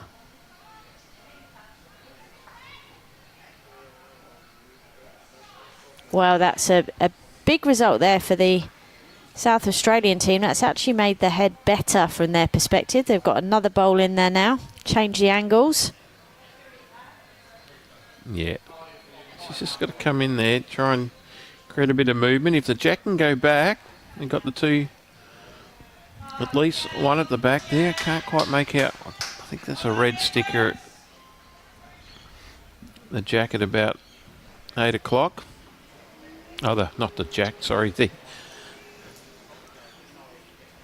bowl sitting there at 8 o'clock.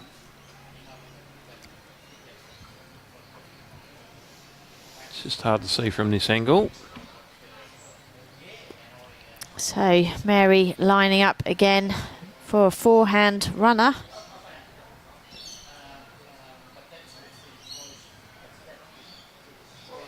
Just going to hang off wide, Paul. That will be one to South Australia. Well, it's the right shot. She had a few chances there. I always think that's the case if you can play the right shot and then see what happens. But that extends the lead by 3, 11 to SA to Victoria's 8 after 11 ends played. So just around that halfway point. And you'll see that the scores are very close overall as well. Well, Victoria just hit the lead. 27 to 26. 35 ends of a 63 end game.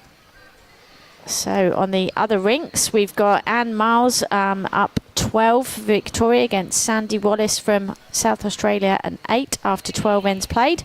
And Beth Quinlan, former Aussie Jackaroo and selector, is tying 7 apiece with Jenny Keep after 12 ends played.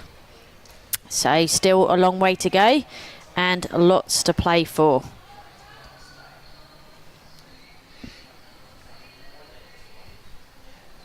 Oh, Claire is on fire. She's put another bowl on that jack.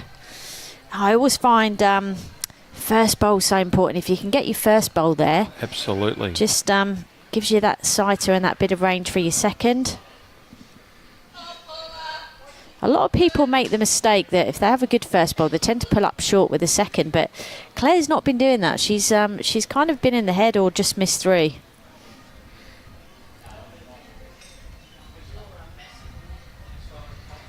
Well, the hardest bowl in bowls is played again. She's done a very 2 good bowls there by Claire. That'll make Warwick delighted. Watching in from Berry.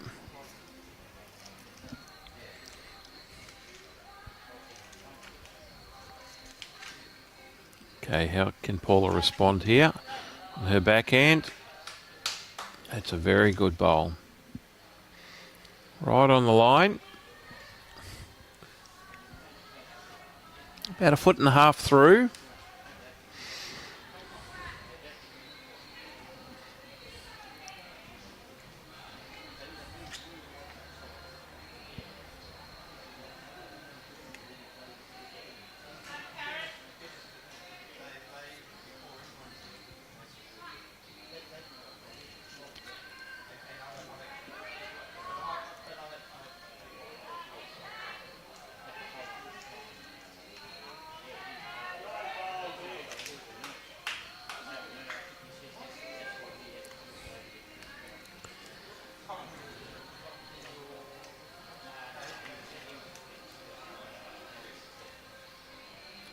So a great bowl by Vicki. count would be holding 2. Good try by Robyn. Still 2 to South Australia.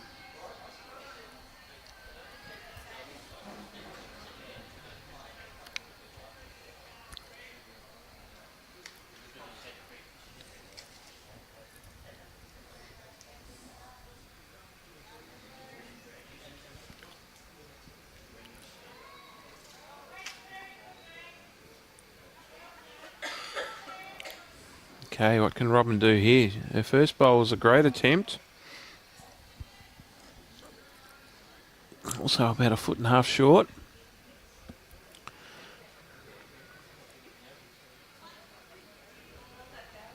The line's okay here, Ellen.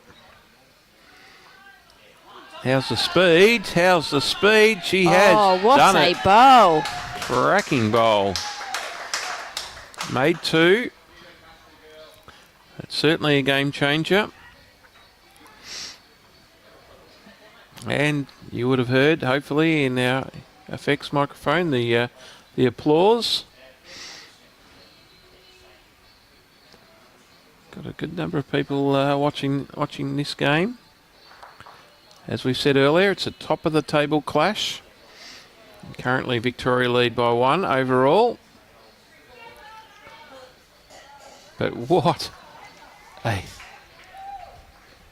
magnificent bowl there by Kerry.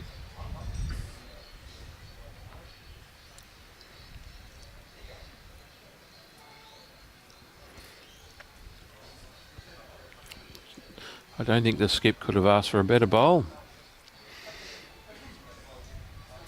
It's been quite a good end, this one.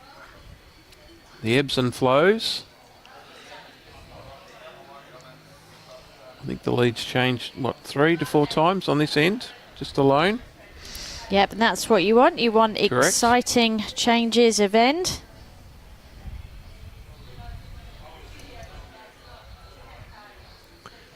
Okay, Sheryl coming down on her backhand.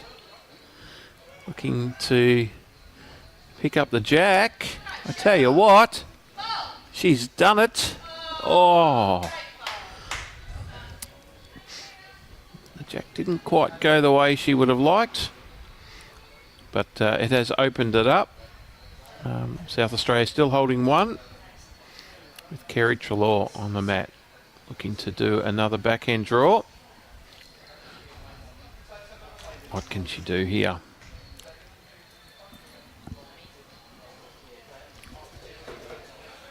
The line's pretty good. Has a speed. It's just going to pull up a couple of feet short.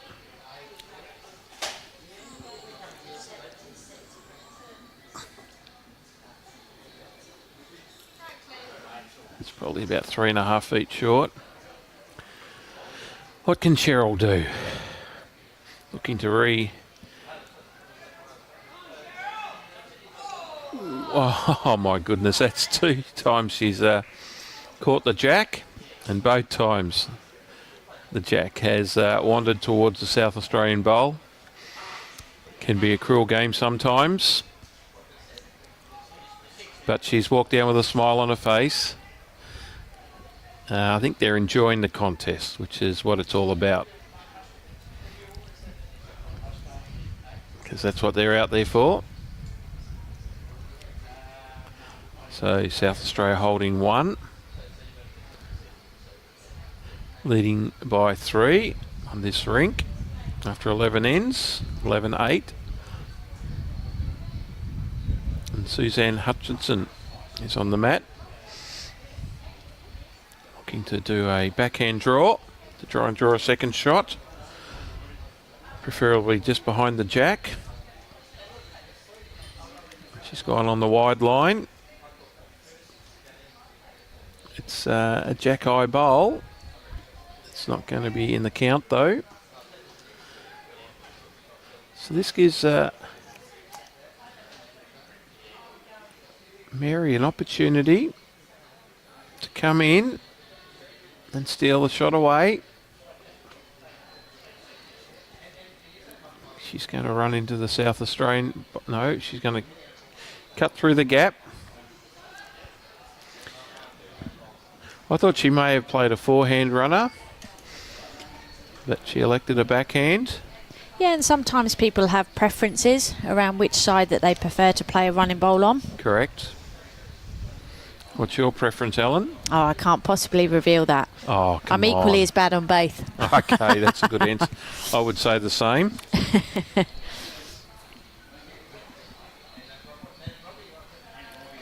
Well, here we go.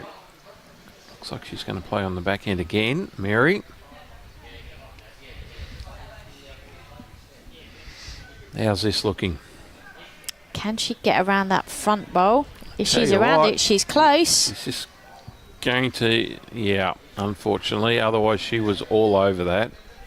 She was indeed. So it looks like a solitary one Under for the South Australia. Australians. Extend their lead. Another end one. So they've won the last 4 ends. Yesterday, Val and I were keeping an end count. How are we going with the ends? It must be very close. Work out how many ends each team have won. So I will get counting. Got our working viewers. So this is where Val comes into his own. And if Val's tuning in, we hope you feel better seeing Val. Yes. Well, it looks like 6 apiece, Paul. 6 ends each. Wow. I think it was about 6 ends to 1 at one stage. I'm not convinced of my adding up there, but it's close. It's pretty evened. Difference has been the score of 6 on end 8 for the South Australians. That was a very significant moment in the game. It was indeed. All right, Paula needs to take her opportunity and nail the jack. And she's put it in there pretty close, so that'll make Mary happy.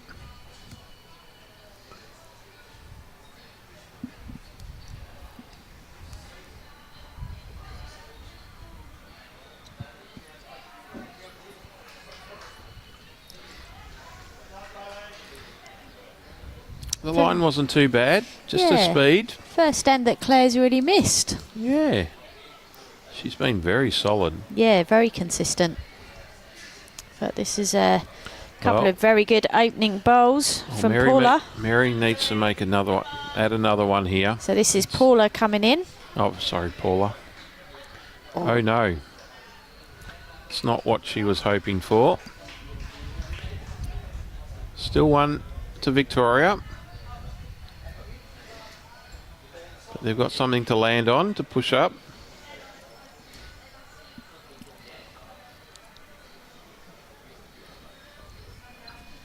Vicki with the aqua bowls.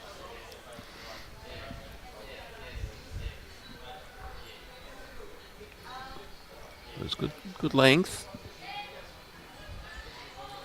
Okay. Calling Robyn change hands. Come down on the backhand.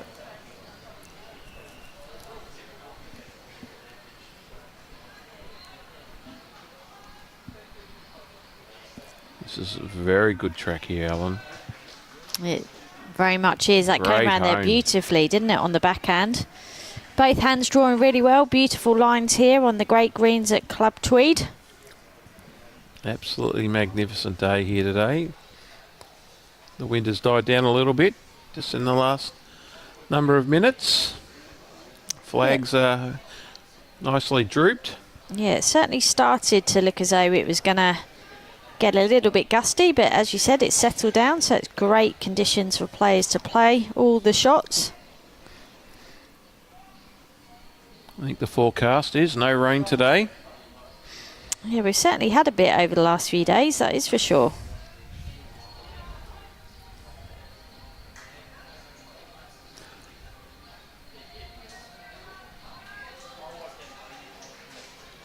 Oh, Two good bowls there by Robyn. Thomassen, who plays out of Moama. Home of the Moama Steamers. Yeah, not long now until BPL. Yes. Got two new teams this coming event, BPL 20. We have the St John Saints and the Geelong Jets. Yeah, certainly a very exciting event coming up, isn't it? I think it's going to be the best ever. Not only two new franchises, but we've also got some new international faces that are coming from overseas. Catherine Rednall from England joining the Moreton Bay Pirates. Nikki Brett from England joining the Helensvale Hawks, or the Gold Coast Hawks. And Jamie Walker playing for St John's Park, so Sydney Saints. And Paul Foster, MBE, coming over and playing for the Geelong Jets. And have I missed anyone, Paul? There's certainly some new faces. Nathan Black, some homegrown talent coming in as well. Yeah, joining the Sydney Lions, along with Brett Spur. And Karen Murphy, AM, the national assistant coach and the most Australian capped player. Sounds like it's going to be a fantastic event. Yeah, it certainly will be. Jamie Lee Worsnop making a debut at the event as well. Nick Cahill. Is Nick Cahill Correct. playing? Oh, it's just going to be... I think Melbourne Extreme. Yes, I believe that's correct. Yeah, it's just going to be an absolutely fantastic event. Along with Samantha Atkinson, the daughter of Sheryl Atkinson, who's just delivered that last bowl. And she'll be playing with the Melbourne Pulse. With Gary Kelly and Barry Lester. The one and only Barry Lester. There we go. I think we did quite well to remember all of that. We didn't have any notes to prompt us there. That's all from memory. So you'll be able to watch the day's telecast here on Bowls Australia's YouTube channel. And then from pretty certain 4 p.m. each evening, live on Foxtel. That'll be starting on Tuesday the 12th of November. Very, very exciting. So write that on your calendars. Yep, tune in. And of course, if you are in the Brisbane area, then we'd love you to come along and support in person. So it was a fantastic atmosphere there at Club Pine Rivers. And I was actually speaking to the president, Adrian, the other day, and they are super excited and they're ready already. So, wow. Yep, they cannot wait to host BPL 20. Meanwhile, Victoria holding 1, or is it 2 there, Robbie? So while Robbie just takes a look, I'm going to say 2, but I'm not sure. Probably only looks the 1 from that angle. 1 and a measure. Good camera work there, Robbie. See the big V. What has Susan done? Susan needs to rest this bowl. The line was good, just the speed.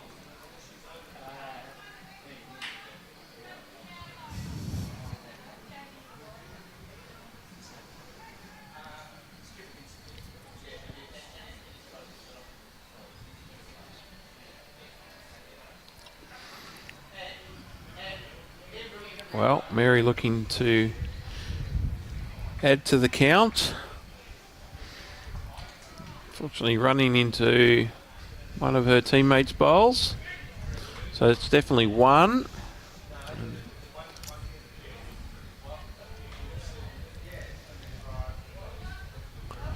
Looks like just the 1, but Victoria regained the mat. Yep. And edge a little bit closer. Yeah, so 12-9 after 13. And again, taking that mat up. 12-9. What does that do to the overall score? So Victoria just edge ahead by 1 shot. Correct. On the overall margin.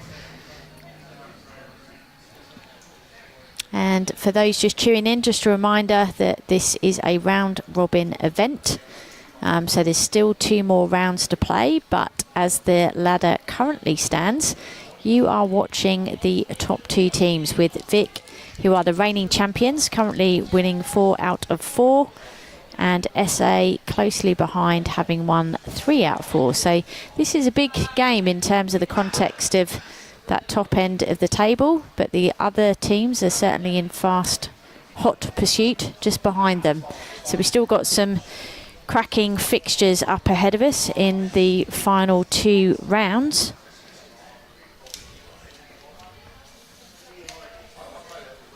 We've got Vic versus Queensland in the next session, Tasmania versus WA, SA versus NT, and ACT versus New South Wales. Oh, sorry, I've read that wrong.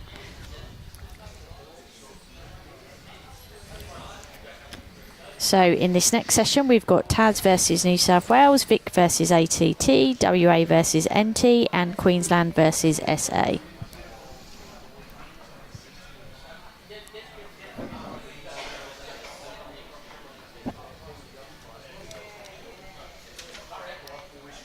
Lovely opening bowl here from Paula. Brilliant. Fantastic position. And Victoria just picked up another couple on that overall board, making it 31-28. So Jenny Keep has just edged ahead of Beth Quinlan by 10-7. And Sandy Wallace is making a comeback on the other ink against Anne Miles, so has pulled it back to 12-9 after 13.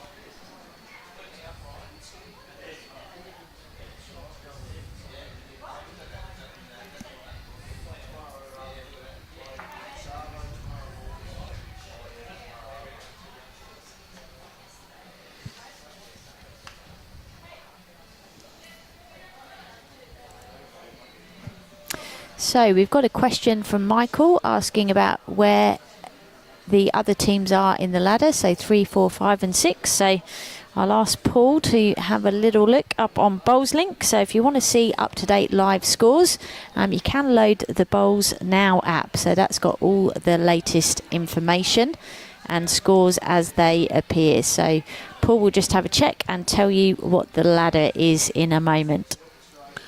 Well, what we might do first is just do around the grounds. Okay. An update on where we're at with the other games, and then I can go and have a look at the ladder if that's okay. So we have WA versus New South Wales in the men. WA 25, New South Wales men 48 after 49 ends. So leading by 23 shots. We can see Andrew updating the scores now. I'll just wait while Andrew's updating the scores. We'll go to the... Looks like he's finished that one. So in the women, WA 38 and the New South Wales women 44. So leading by 6 shots after 53 ends.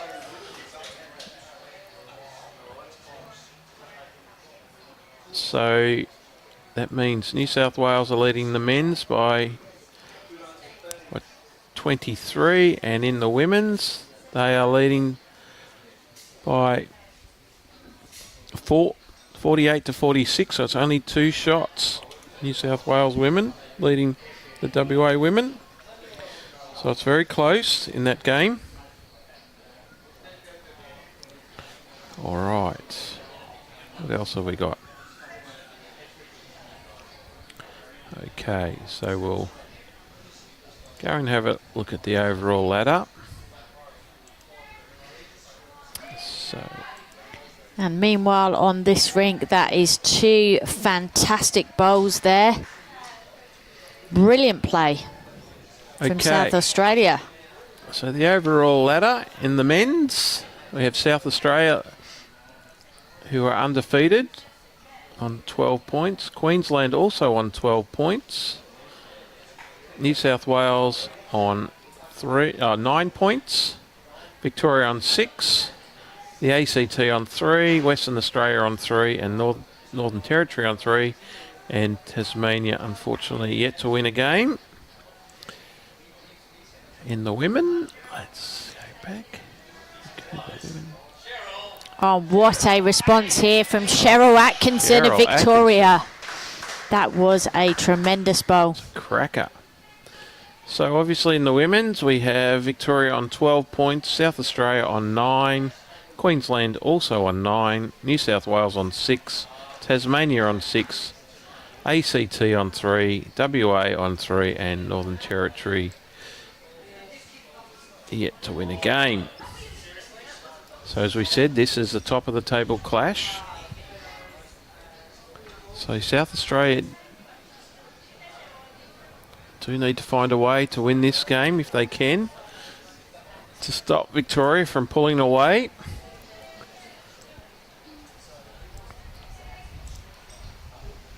So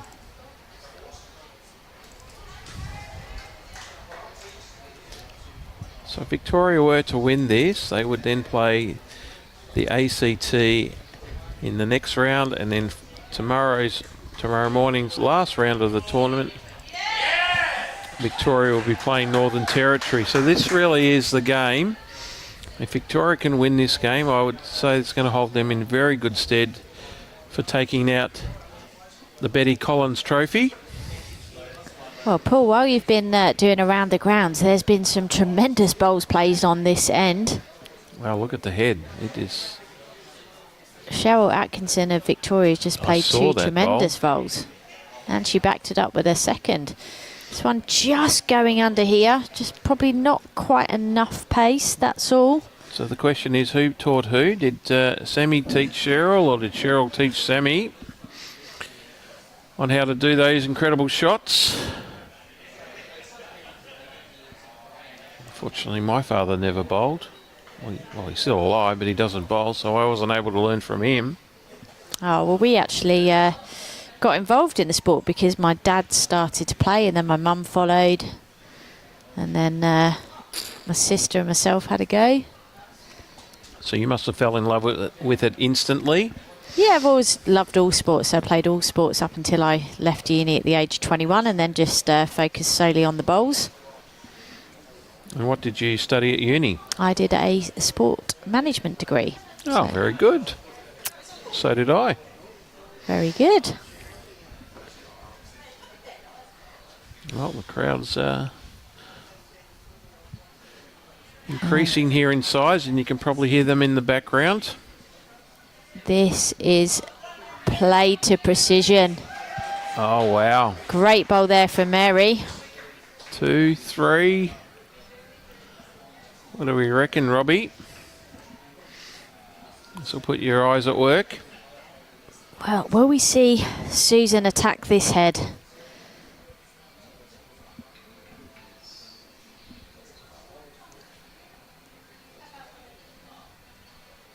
So lining up on the backhand.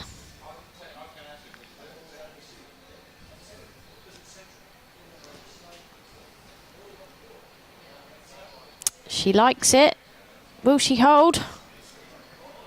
Just going to slip on past. As they say, there's only millimetres. Yeah, that was her first bowl of the end, so she's got another one to come.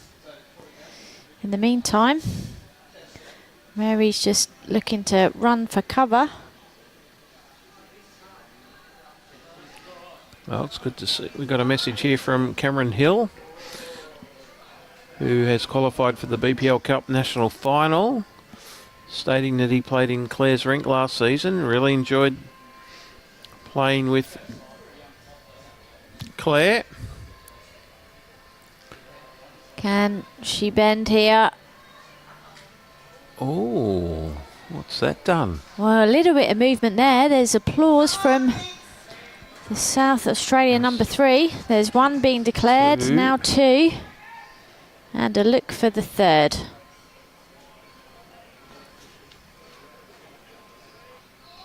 4.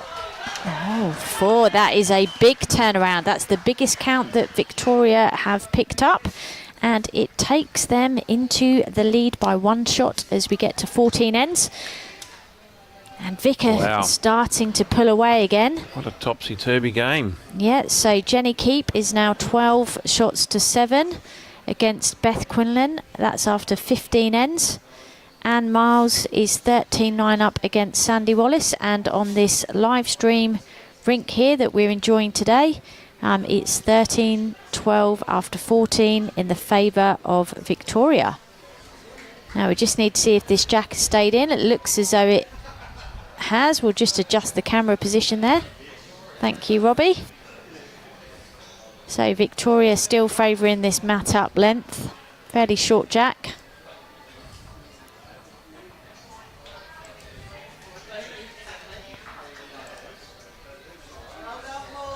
Good weighted bowl there from Paula.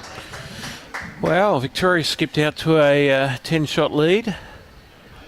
Yeah, amazing, isn't it, when every rink picks up how the overall scoreboard can just change in a flash. Well, in this back end of this game, how can South Australia respond? We will see. Great start by Claire Eichen. She's bowled very well today. I think I'd give her the points over Mary at this stage, but it's been a great battle.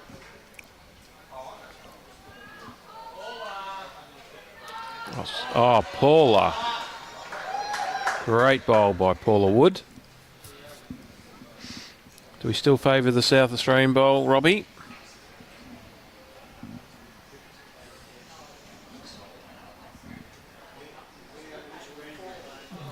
I don't think she likes this one, Claire.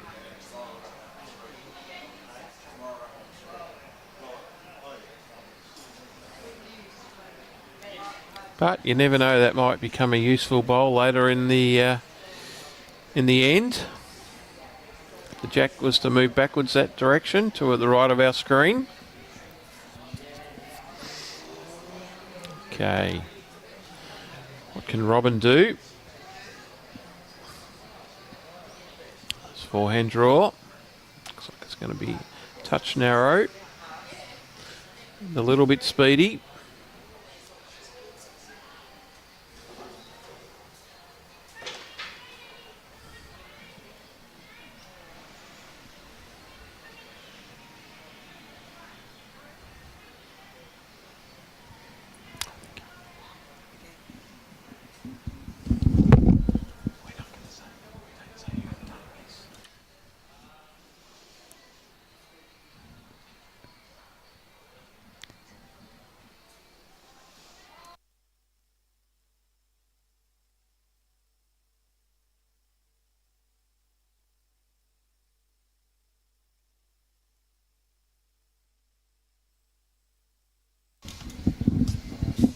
This is bowl for bowl stuff, Paul. We are being treated, aren't we, here to a showcase of good bowls? It certainly is.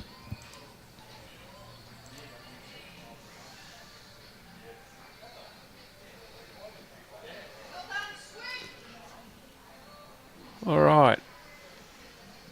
We've got Andrew working hard around the grounds. Keeping us up to date with all the scores on the other greens in the other matches.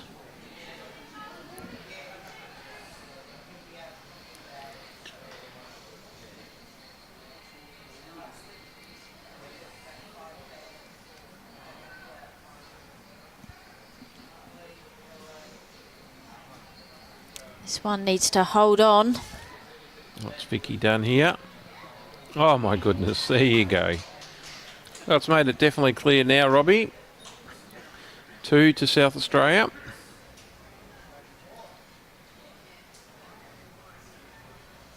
Oh, the overall board has now gone to 38-38. So, oh, Robbie's just checking it. He's just double checking it.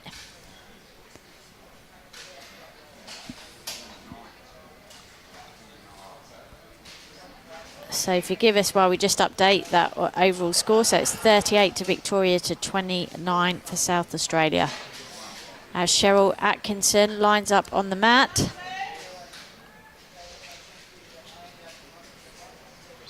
Looking to attack the head there. She's got the big plant on, or the cannon. All right, Susan's called Kerry for a backhand draw. Just get behind the jack, please.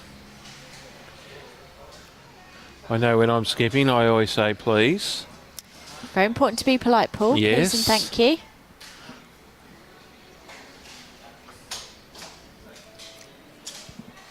Well, what's she doing here? Just didn't quite have the weight that she would have liked. Another 3 feet, and it would have been a very interesting bowl.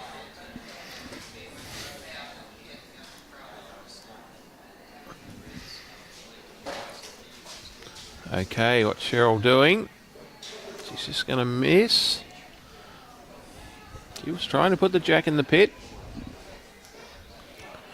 All right. Now, Susan's asked Kerry just to come and tuck the jack away, which would make it a lot harder for Victoria to get to. Okay. Kerry Treloar from Berry.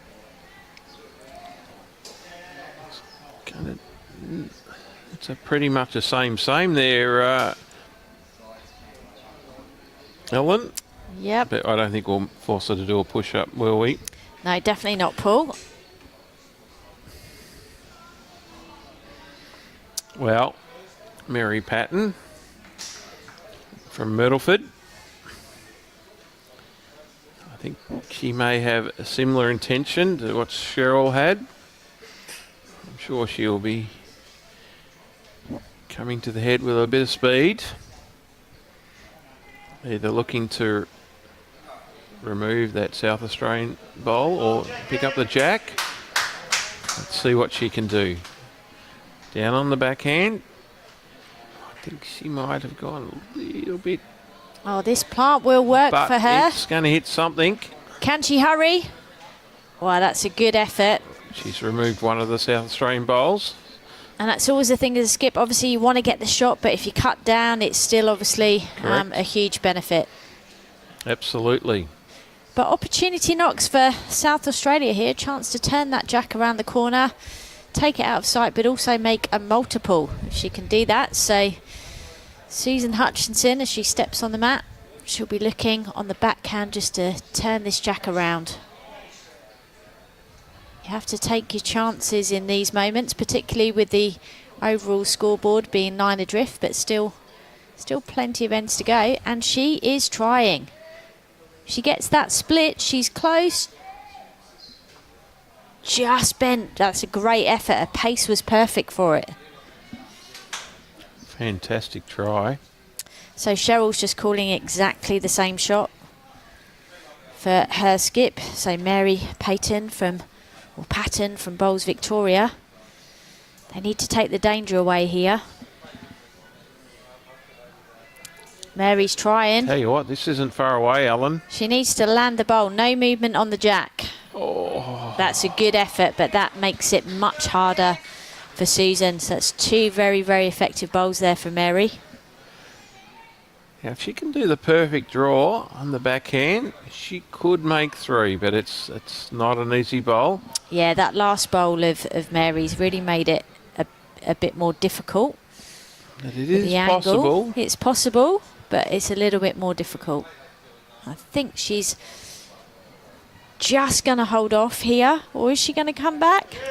All about pace. It's a very good try. What a bowl. I think she may have. What a bowl. Another foot on that, and she would have. And it's a 2. What a bowl to finish the end. And regains the lead. So South Australia take the lead 14 to 13 after 15 ends. Reduces that overall margin down to 8 now.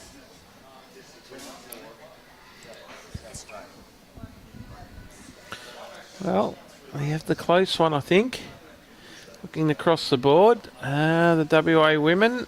No, we don't have the close one. WA 49, New South Wales 48. So there's only one shot in it there. The Tasmanian women, it's also close. Tasmania 45, ACT 40. Queensland women leading comfortably over NT 64 to 34, so 30 shot buffer there. In the men's, Victoria versus South Australia, the game has been abandoned to medical emergency. Great start here by Claire. She's leading very well here. She's definitely brought South Australia back into the game, along with a lot of the other great shots by her fellow teammates. Okay, back on the around the grounds. WA women 49, New South Wales 48. Oh, sorry, we're doing the men.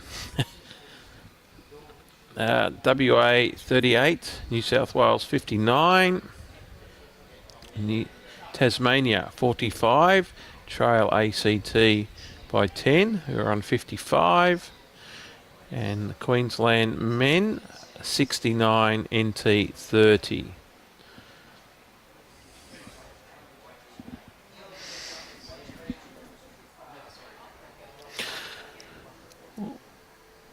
Well, that was a great bowl there by Paula. The second one just behind, so Victoria holding one. Susan asking Vicki Arbon to come on the backhand. Looking to draw the shot. The line's looking pretty good, just coming down to the speed.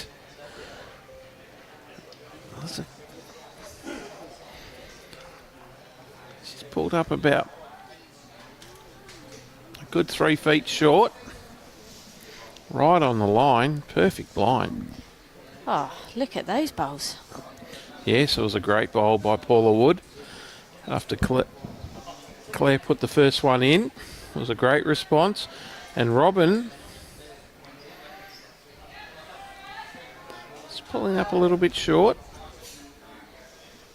But I think that is the shot bowl.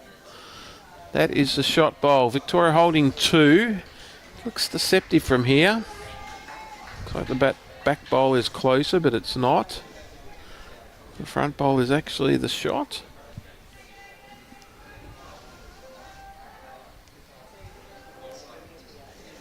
Victoria holding 2. The overall lead is 8 to Victoria over South Australia in this top of the table clash.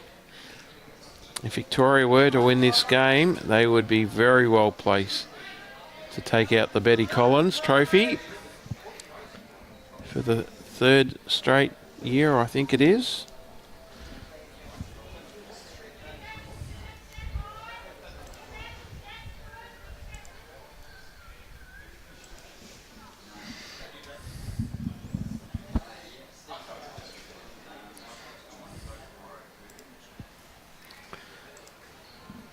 Of course, there's still 2 more rounds to go. So whilst this is a big match in the context of the competition, there is still 2 more rounds. One this afternoon and one tomorrow morning. What a shot there. And South Australia are going to fight all the way to the end here, Paul.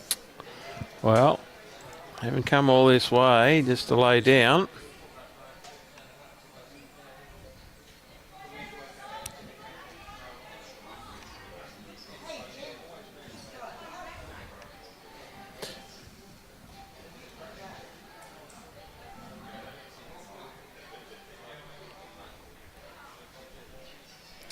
Yes, Victoria and the Betty Collins have won it 23 and 22.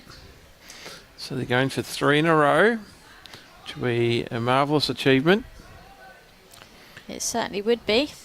The John Dobby, the men's trophy, was won by Queensland last year at the Sorrento Bowling Club. And which was over in WA, wasn't it? correct.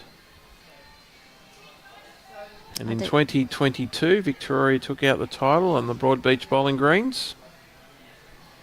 And 21-20, so 1920, 2020 and 2021, unfortunately no games were played due to COVID.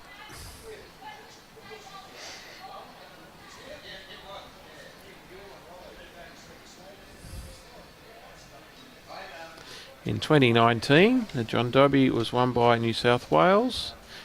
And the first year of this event, in 2018, was taken out by Victoria.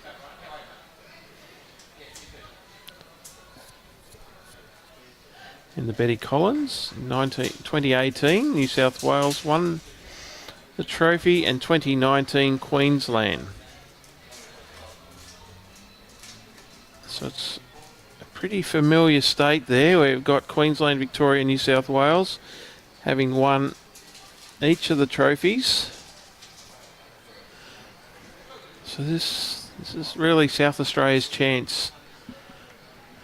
They need to win this match today to have any chance of winning the overall Betty Collins trophy. So big bowl here by Kerry.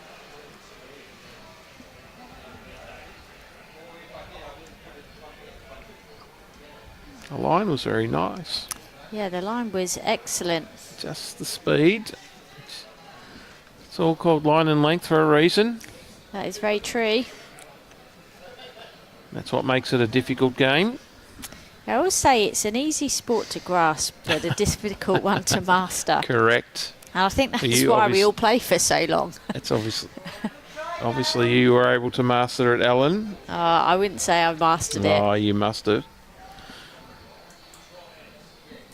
I've had a lot of fun trying and met some great people, but yeah, I definitely wouldn't say You've got a few gold medals in the cupboard, haven't you? A few. Yeah, well, a few more than most people.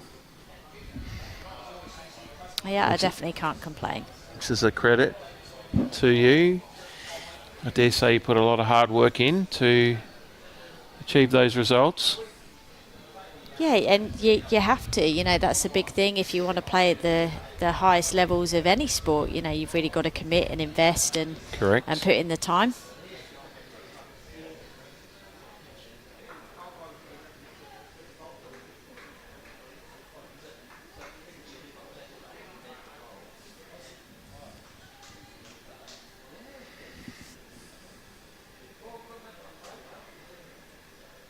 And it's gone quiet out there, Paul. Everyone's really looking intently. Oh, you've got a big supporter in Craig Gardner.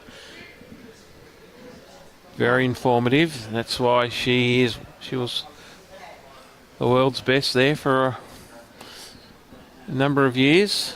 Oh, thank you, Craig. Very nice to hear from you. It makes such a difference when you've got someone with such pedigree. Unlike myself. Oh, Paul, don't say that. Oh. You bring a lot of value to the game. Not the same experience.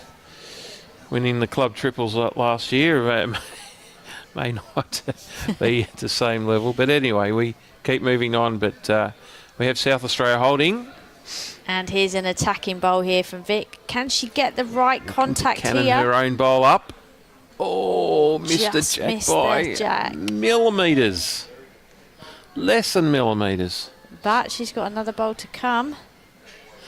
All right. All right, so cloth's being used there to show where the bowl's coming in. That's what you call non-verbal communication, which is one aspect. And she certainly put us out on a high line. Yeah, well, she did put a cloth way over there, started to bring it in. I think anything behind, because that jack could spit out to the right of screen. Yeah. Oh, There's a few chances here, isn't it? Anything in that, This what I would call the port, anything in the port, you're going to get a result here. anything could be possible here. I don't think she's going to be short somehow. No, I don't think so either.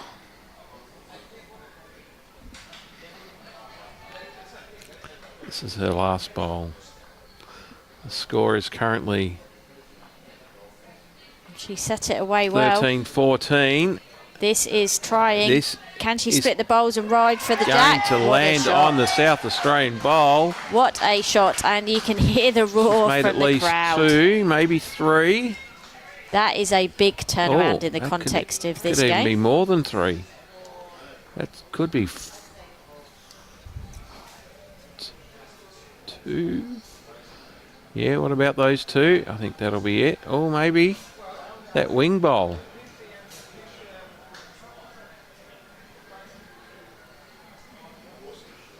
What are they doing here, Robbie? Just having a look around.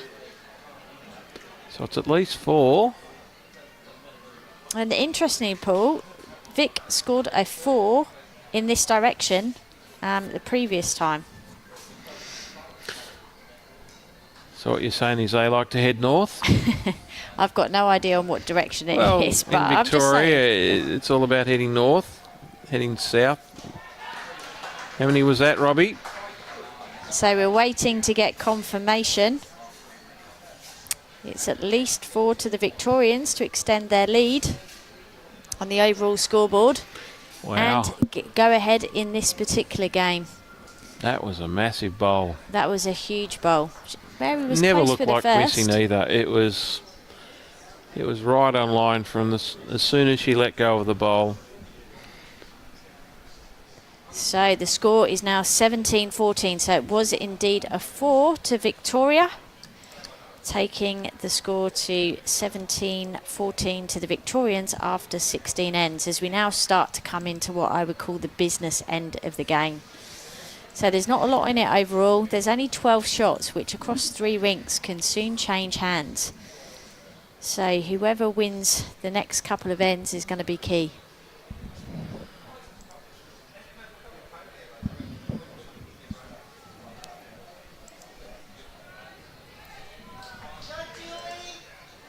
Oh, that's an excellent start. Well played. Great bowl by Paula. Paula Wood from Clayton. So Clayton, as in the Clayton in Bowling the club city. in Melbourne, yes. Also in the what we club call the of Sandbelt region. Ali Forsyth. Does Ali still play there? Ali does play. And there. Kelly McKernahan from Canada. Yes, they are all at Clayton.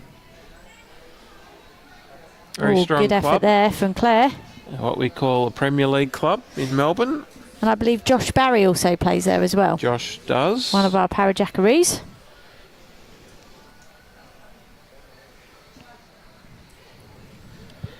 Very competitive club and been very successful on the greens for a long time. They wear green and yellow, a bit like the wattle, bit similar colours to the wattle tree with the yellowish flowers, buds. Or they're very striking when they're on the green. Well, it's still a good spot there. Yeah, 2 very good bowls there Yep. from Paula. Behind the head. But Always Claire's, helps. yeah, Claire's in a good receiving position. How many lead changes have we had in this game? There'd be quite a few.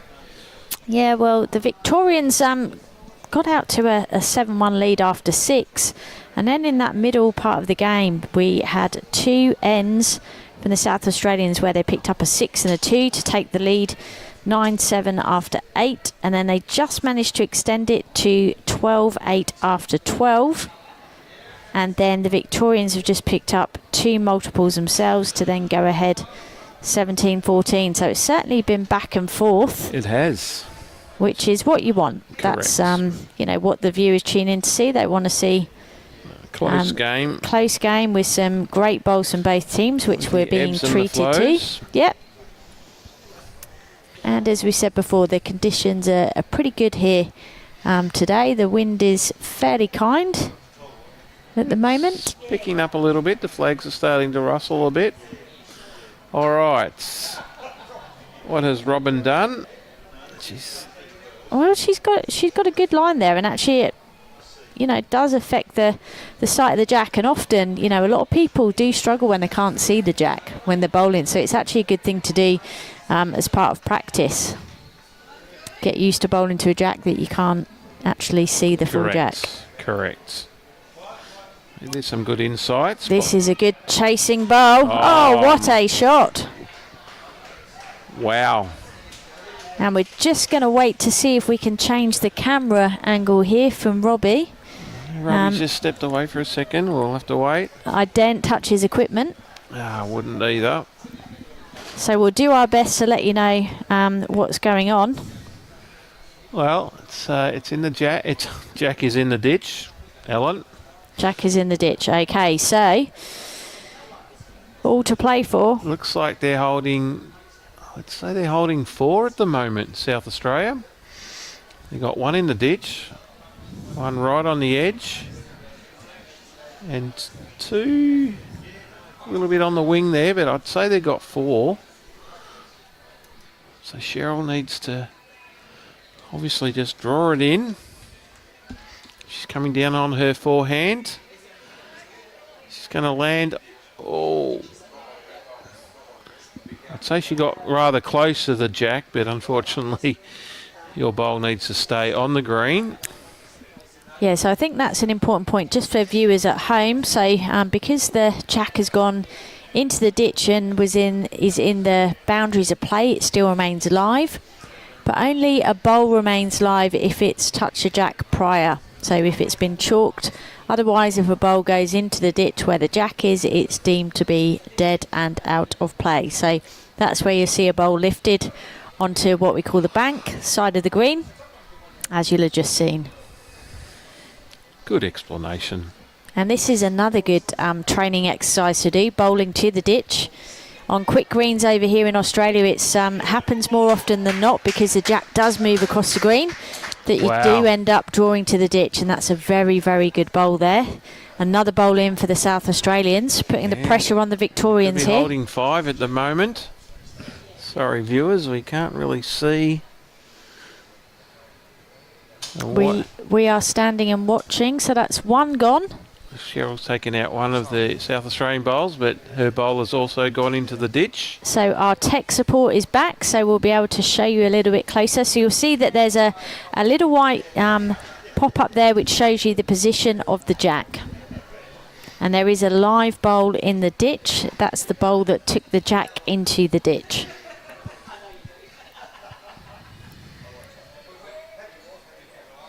Oh, she's just removed that bowl. Wow, what a great bowl. Brilliant bowl. By Kerry. I think that's 4 now. Yeah, definitely advantage. It could even be 5. Yeah, advantage here to the South Australians. So Mary just played a fantastic bowl on the last end to make a 4, and the South Australians are certainly continuing to ask the questions of Mary. Can 1, 2, 3, 4. Can she pull another one out the hat here? 4 on the green and 1 in the ditch. So it makes 5 at the moment. She looks as though she's going to play that backhand side pull. Well, she bowled a bomb in the last end. She did indeed. To create a good number for Victoria.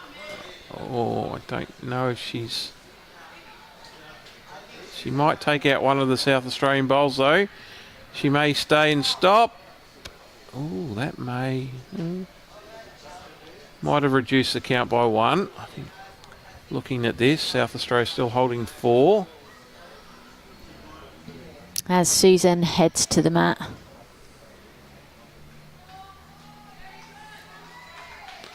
We've certainly got a good game here, Ellen. I hope it's been brilliant, isn't it, in terms of all our viewers are hands. Enjoying the game. And still only 10 in it overall, which anything can happen. Yeah, big number here and a number on another rink, and before you know it, There's not much in it. At all. All right, what's Susan doing here? Coming down on her backhand. She needs to hold past those front bowls. Oh, she'll be disappointed with that. Yep. Anyway, Mary. What can you do here, Mary? Lining up again on that backhand, just needs to make the adjustment on the line. She's got better line this time. She'll be looking to land one of these bowls and stay in its place. Here? Anything but the gap here. She's going to kick a goal. That's unfortunate for her. Big opportunity for SA now to add another. This is what you call a free kick. This is what good skippers do. They add. They do. That's why I'm not a very good skipper, Alan. Can she add? She needs this for 5. And she looks good here. If she can land on her 2 bowls.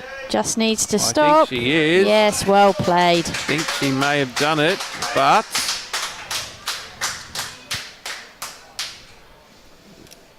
Yes, that's 5. Wow.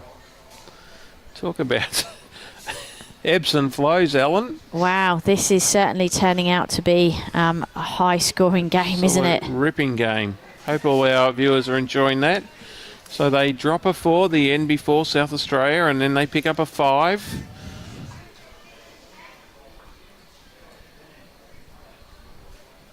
So in the last 4 ends, we've had 2 4s and a 5.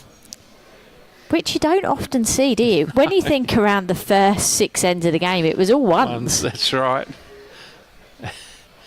Well, they're keeping us all entertained, which is great. Well, I beg your pardon, we did have one 3 in there, but the rest of them were ones. So, yeah. But that's what we like. We want a close, fun, enjoyable game. We do indeed. And the overall scoreboard... Well, that halved it anyway. It should have. Well, it helps. So South Australia obviously leading on this rink and just trailing on the other 2 rinks with the Victorians 13-9 up. Great start there by Claire. And the second Victorian rink there, Anne Miles, is 17-11 up against Sandy Wallace. So we'll just update the overall board.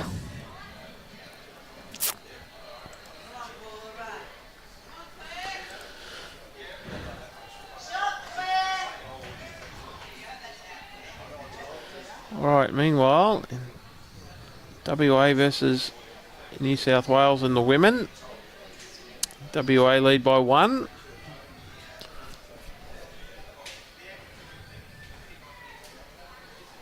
It's 17 ends to go, so it's a very close game.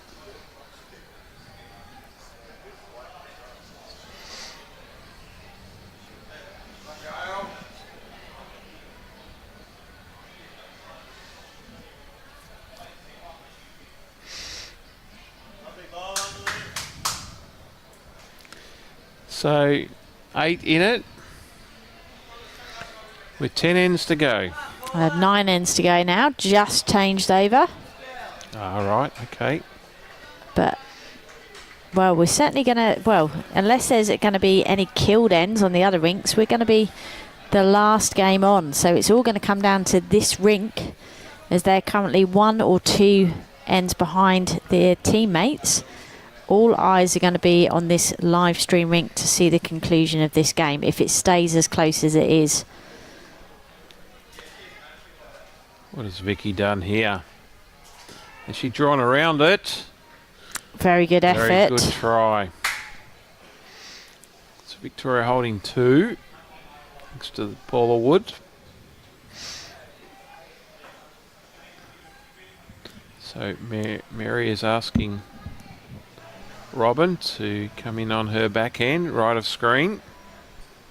Well done, Julie. Looking to add to the count.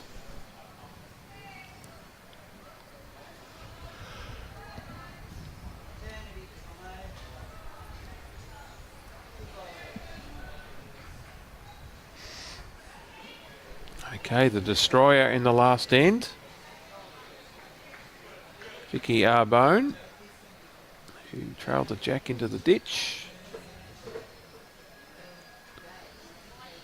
What can she do this time? Looking for a forehand draw.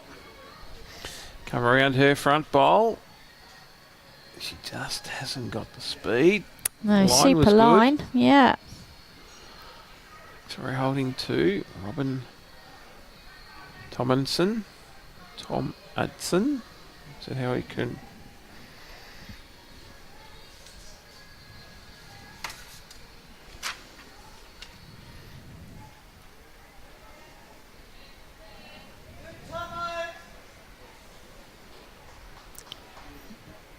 And Robyn, of course, 50th game today, as we said a few times already, but a tremendous achievement. And I actually think there's a couple of other players that are playing today across the game, different games. I think Ray Jansen, sorry, that was his 50th game today. Representing the Whittlesea Bowling Club. Played at quite a few clubs in the last number of years, but a really nice bloke and can bowl. Yeah, great achievement. 50 games for your state, huge honour. They play 7 a year. 7 sevens are 49. That's at least 8 years worth of.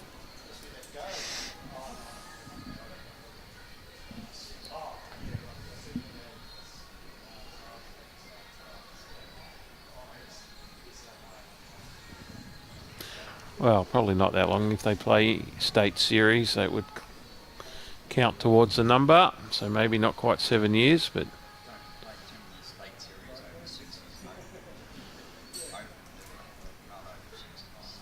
let's have a look at this bowl from Sheryl Atkinson. Can she hold? a little rub. The weight was good. Wow. Possibly 3 down. That's a good call. Come down and have a look at the head. I often do that. I'm skipping.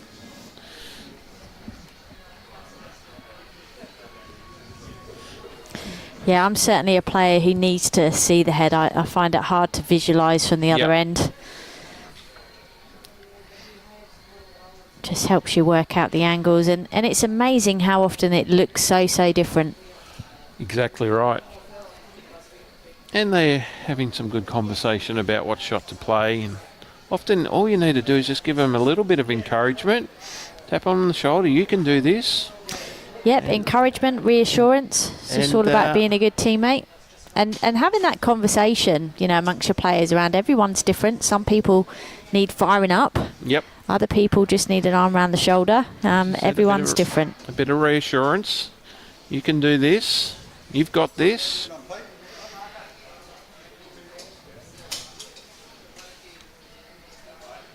And there'll be certain words or things that people say that have the adverse effect. So it's really important to have those honest conversations. Know what the trigger points are. All right. What has Kerry done here? Well, she's certainly played that positively. That's one way of describing. She definitely had the weight, the speed. And that's another South Australian bowl come to the back there now. So another one there.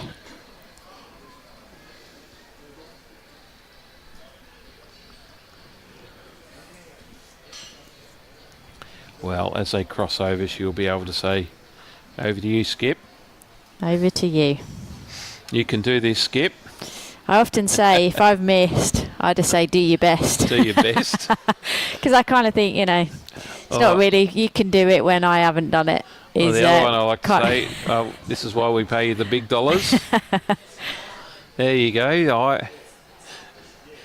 The one I've also used is I'll leave the clever shots to you. I haven't heard that one before. There you go, that's a good one. The clever shots. I'll leave the clever shots to you. Or I left the hand open for you.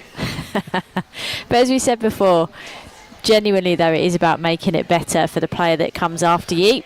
Often you can't always get the shot, but it's just about changing the shape of the head and making it easier for the teammate that follows.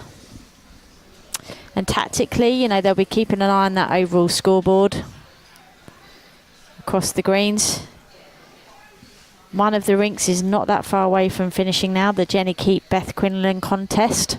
14-9 after 19 ends, so maximum of 21 ends that will be played in this event.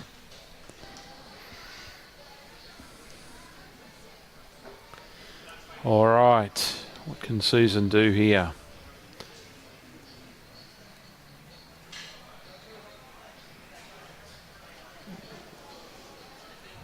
I think it might be a little bit on the high side.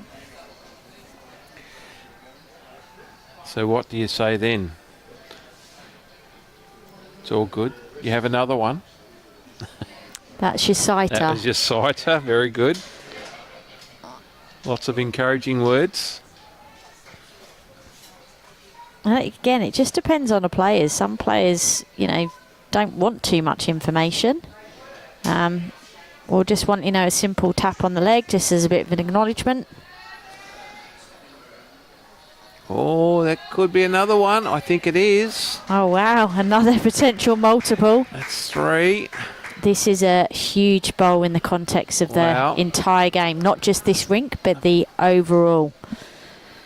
Correct. So big opportunity here for Susan Hutchinson to stamp her authority on this match. This is a big bowl. She lines up on the... This is better pointing. Is this going to get down? She likes it. Oh, she likes it. It's got to turn. Oh!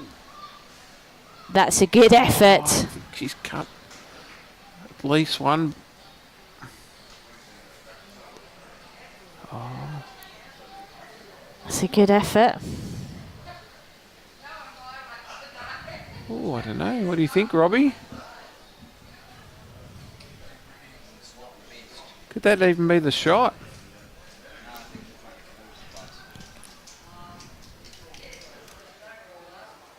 Oh, I don't know.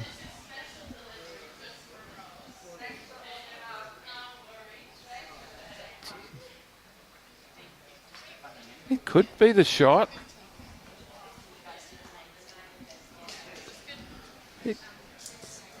Sorry, viewers, we're not entirely sure who's got the shot here.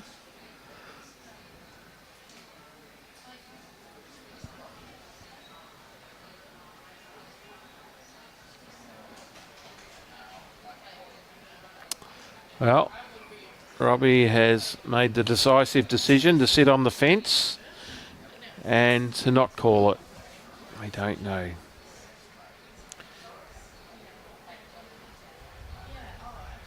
What can Mary do? Oh, it's hanging out there. It's hanging out there. It's not going to get the result she would have liked, so we shall wait and see here, Ellen. We're not sure who's got the shot. Yeah, we didn't get indication. It looks as though those front ones... This could even be an umpire call. Yeah. It looks... They're going to start with the tape first. Yeah, by the looks of what they're indicating, it looks as though it's between the pink bowl and the orange bowl. You can see there, thanks Robbie, that the pink bowl is the red sticker one of SA and the orange bowl is the blue one of Victoria. They're just having a quick look at the front ones, but they weren't looking too closely at those. Oh, yes, it is. It is the Victorian bowl. 1 to Victoria. And just one. That's a big save there from the South Australian skip, Susan. Three down. Yeah, that's a huge save. So that takes the score to 19-18 after 18 ends. And edges SA one step closer to trying to reduce that overall deficit on the big scoreboard. Well, Mary's called them in. This is another good tactic. Bring the team together, have a little chat. Okay, ladies, we have 3 ends to play, is that right? 3 more ends, and they, at the end of the day, they were holding a multiple, so it's just a case of doing the same. That they're obviously going in a different direction, so very mindful that last time they played in this direction, they dropped a 5 when the jack went in the ditch. So it looks as though they're still going to play a short length, but they're keeping the mat back to stop that from happening this time. So Very smart move.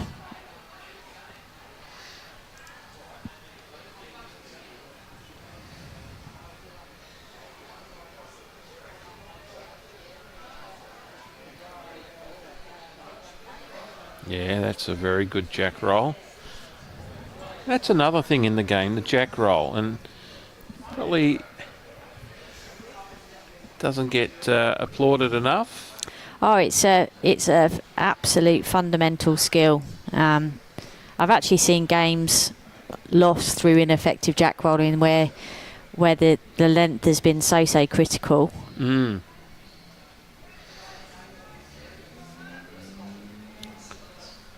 Well, nice line there by Paula. Yeah, and sometimes, you know, with the mat back compared to the mat up, the pace can feel a little bit different. That is correct. Well, Claire's bowled extremely well today. Can she continue that on for the remaining 3 ends? Wow, so this short end is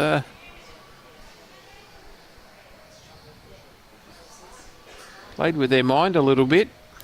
Yeah, like I say, I can definitely see the logic in terms of keeping the length but changing the mat position on the basis of dropping a multiple the end before in this direction. So it's a very good call by Mary and the team. Okay, she's going to remain on the forehand, even though that bowl may be in her way. And this is where the relationship and the trust comes in. You know, that if you skip saying it's, you know, it's still good and possible to draw around there, then continue as is. She's going to come under that Victorian bowl, and that's a very, very good bowl there from Claire. It's the number 1. And over here, Paul, because, you know, Australian greens are so good, yep, and so consistent, you know, you can chop and change sides.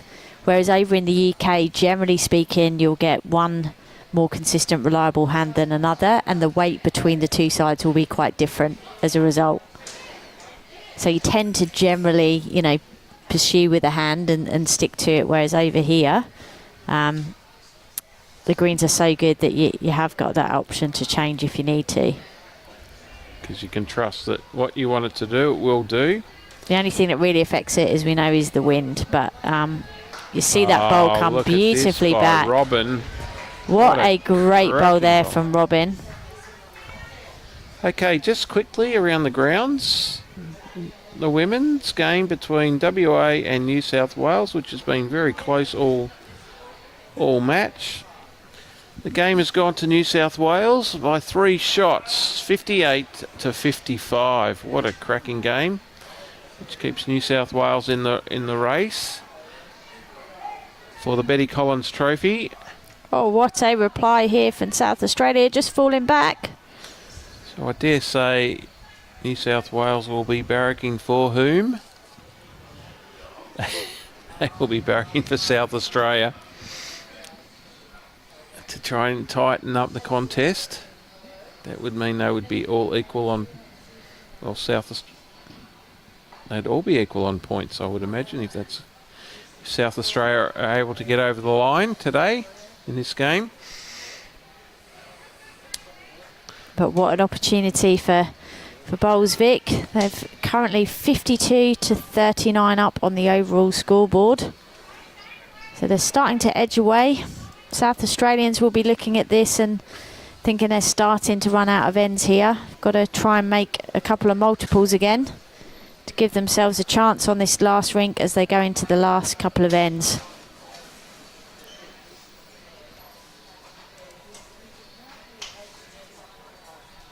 Well, changed the shape there. Didn't probably go as well as they would have hoped, but it has changed the head and still given an opportunity.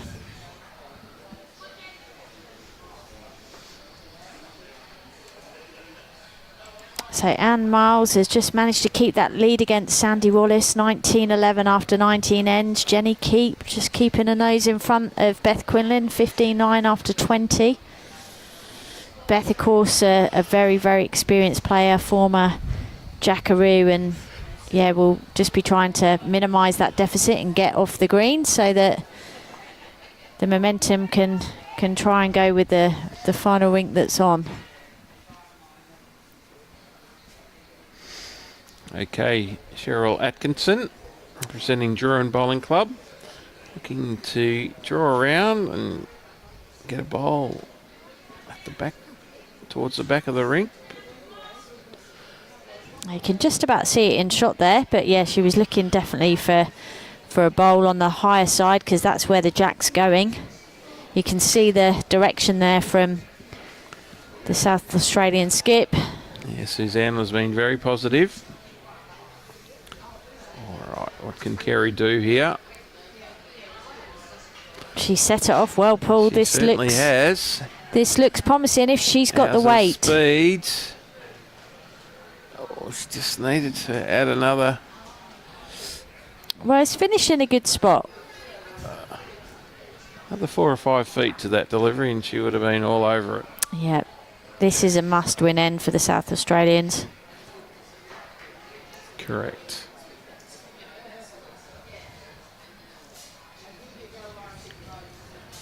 There'll only be 2 remaining, or as they say, up and back after this end. That's a very good bowl from Sheryl. Wasn't quite what the skipper asked for, but It's changed the angles of the head. I'm sure she won't be disappointed. Makes it a little bit harder.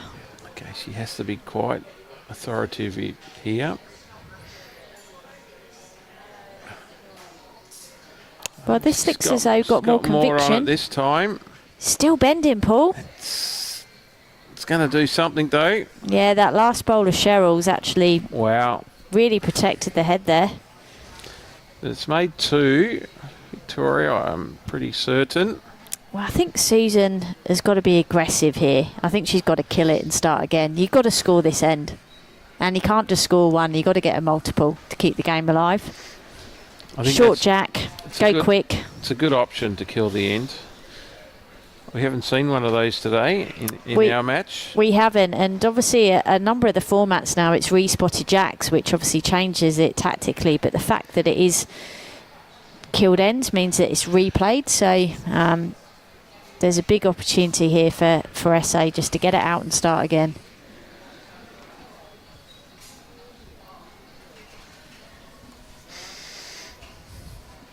Yeah. If you were Mary, what would you be doing? I'd be either covering or trying to make the kill impossible.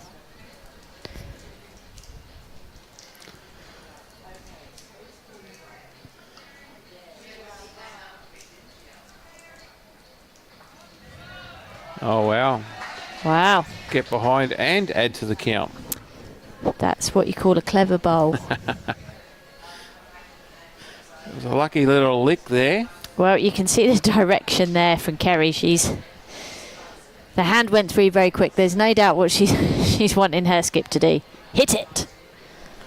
Have you heard of the 4 L's? Line, length, luck. The lucky lick? No, That's the 4 L's. The line, length and the lucky lick. I've never heard of that. There you go. You need a lucky lick every so often. I'm not sure I want to ask any follow-up questions. Lick. Wick. Wick. Like a wick. Oh, You okay. lick off the bowl.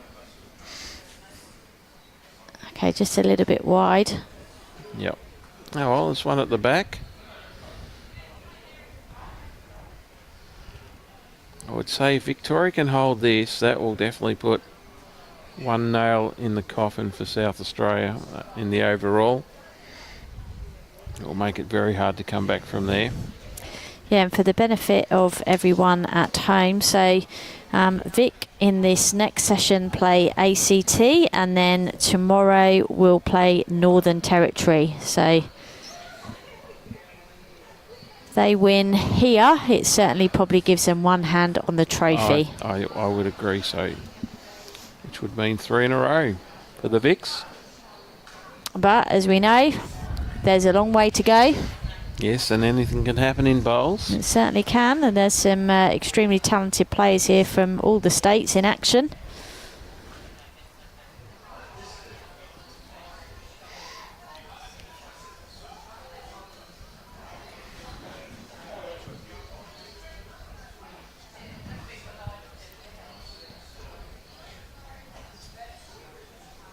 So Mary quite rightly coming down and having a look and just making sure whatever she does here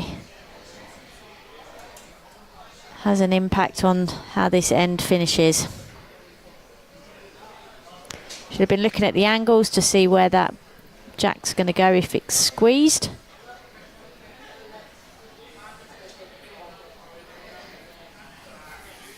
And she's electing to be on the wider side. Well, she might come through this hole and add to the count. I think she has. That's a good bowl. Could be 4.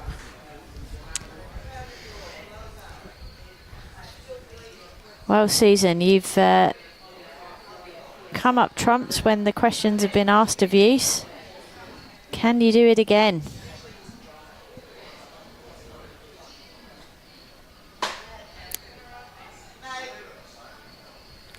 So it's hard actually for the camera angles to see where the jack is, but she's just got to hit that middle bowl there. So you see the orange bowl on the centre line. There's a light purple one just ahead of it. If you hit that, you got a chance of the ricochet of the jack from the movement, but you just got to hit the head.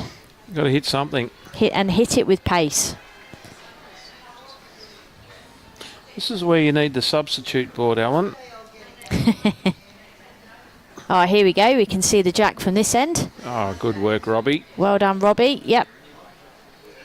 So any movement on that front bowl or just a split on that jack. But we need to hit it hard.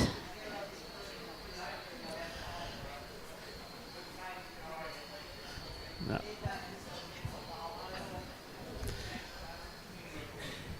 Not sure what she was trying to do there.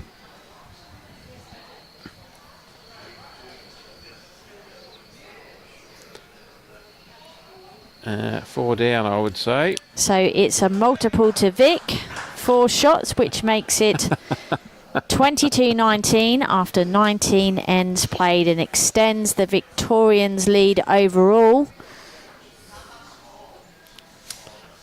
All right, I never saw that coming. So the Victorians in a commanding position.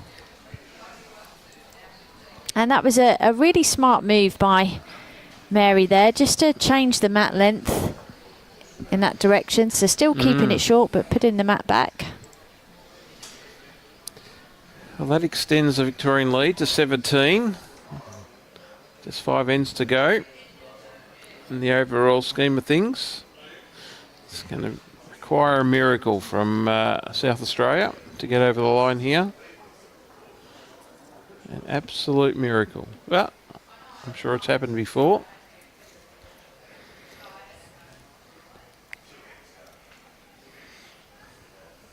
Paula Wood.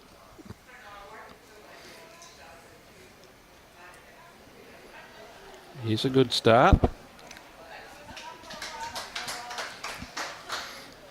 Very handy bowl.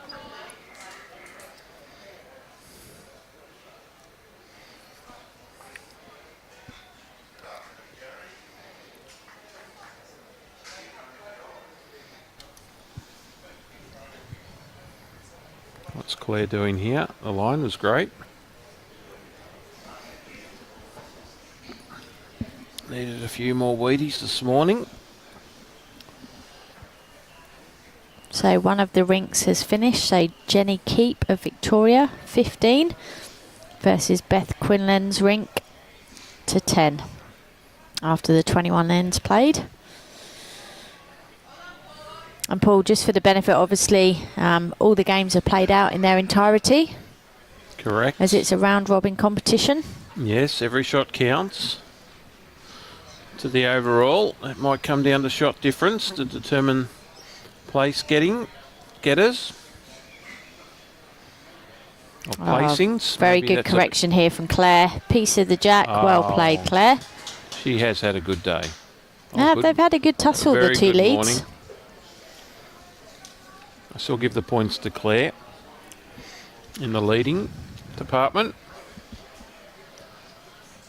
And it's been a hotly contested. Probably should keep the score for the leads. Yeah, I haven't been doing any stats here today. but usually it's pretty interesting. You can often see patterns emerge throughout the course of the game. Correct.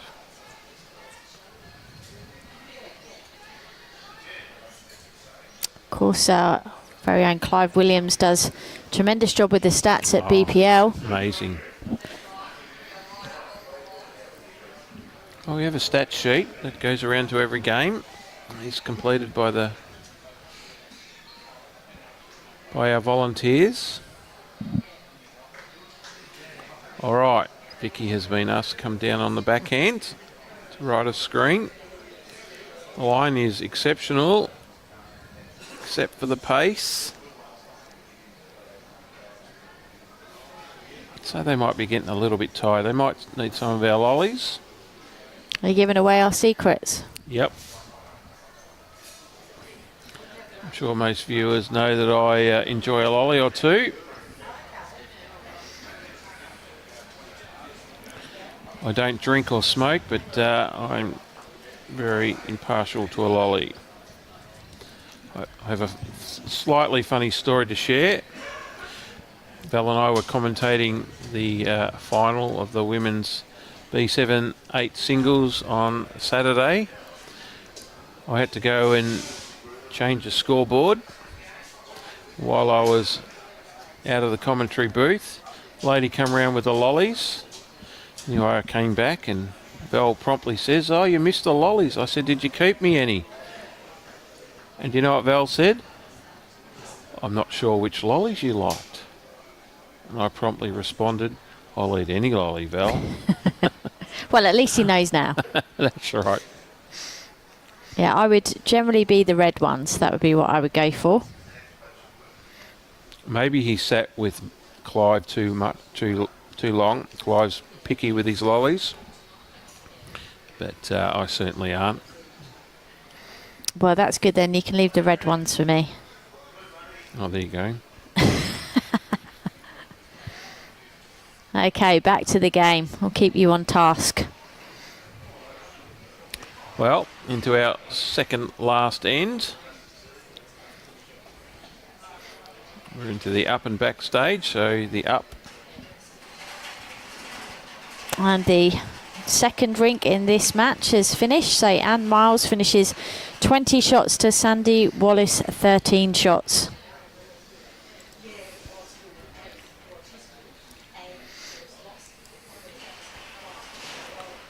Well, it's been a great fight back from Victoria, who were well up. And after that medical incident, South Australia pegged the lead back, took the lead, and then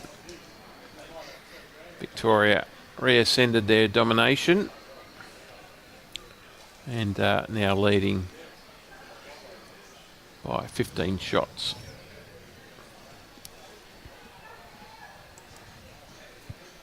And as you said, margin could count. So it's really important that to keep the same level of intensity all the way through the game. Well, it also could mean the difference between a silver and a bronze medal.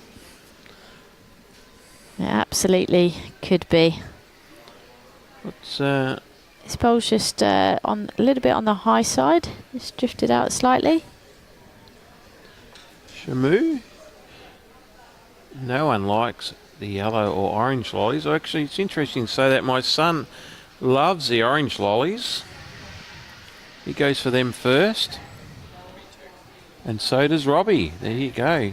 I'm a bit like Alan. I like the darker ones, the red or the dark purple ones. The blackcurrant flavoured ones, I don't mind them.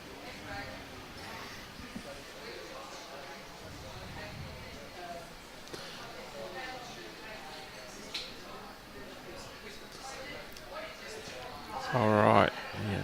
Mary on the mat, looking to draw on her forehand, tracking well. Oh, another great bowl here. Sneaking for shot. Is that one, or we got more than one there, Robbie?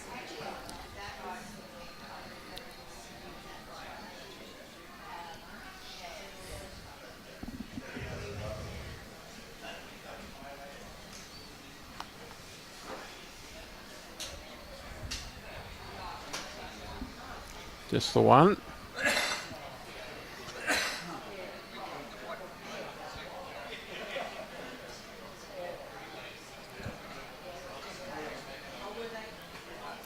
All right, Susan looking to disrupt that orange bowl. Oh, she...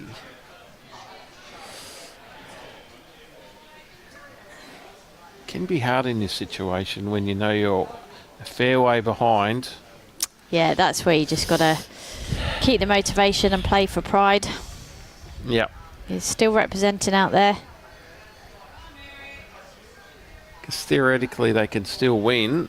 And like you say, we're still playing for finishing positions. There's still 2 more rounds to go, so anything can happen. Every shot counts. And you can see the way that Mary's approaching that. She's trying to get as many shots as she can for Victoria. And this looks like a decent line if she'll bend. Can she hurry? Can she hurry here? Oh, what an effort. Just went a little bit too far. Great try there from Susan Hutchinson. Cut it down. No, still 2. So 2 to Victoria makes the score 24-19 with 1 end to play. So the overall is out of reach of the South Australians in this particular match. But as we said before, there's still 2 more rounds. So Victoria will maintain their position at the top of the table. And Paul will have a look to see what's happening elsewhere around the grounds to see whether South Australia will stay in second spot or whether they'll move further down the ladder. It'll be equal on points with New South Wales taking victory over the WA ladies by 3 shots. So SA and New South Wales will be equal. Now, do they have to play each other? No, it doesn't look it. So South Australia will play Queensland in this next fixture. And New South Wales will play Queensland in the last game of the event. So still plenty to play for. Absolutely. Lots will happen Even in this if it's table. just for a silver medal.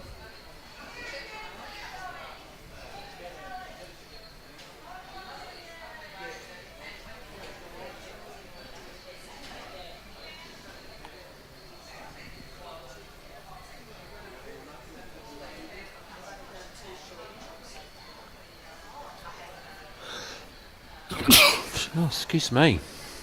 Bless you.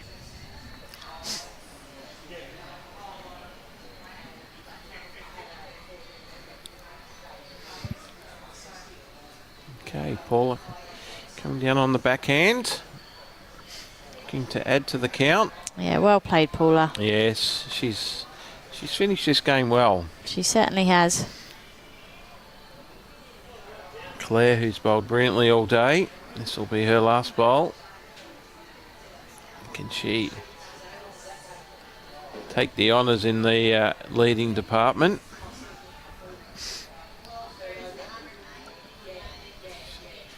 She's looking for that jack. It's just going to slide on past. Not a bad home. Now, always better to finish there and give it a chance. Correct. It's been a good game. It certainly by both has. ladies. What's Robyn done? Also on the backhand. Looking to make it 3 shots. Wow. Yeah, very good bowling there from Robyn. She'll be delighted to get across the line on her 50th cap. Okay, Vicki. Into it. Was it request by the skipper? Has she got the weight?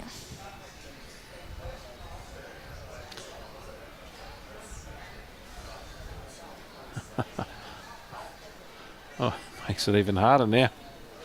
Still 2 down. Yeah, just get 1 behind.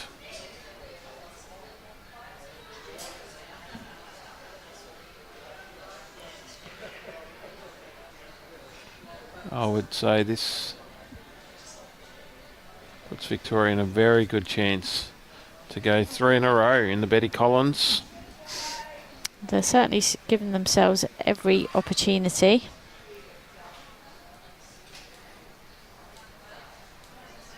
And, you know, this game, they've shown their character.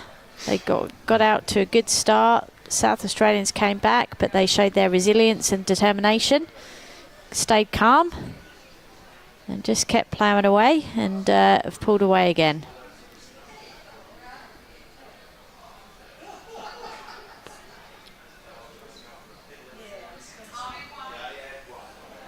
So apparently there's 3 changes in this team from last year, according to my intel, which I would caveat.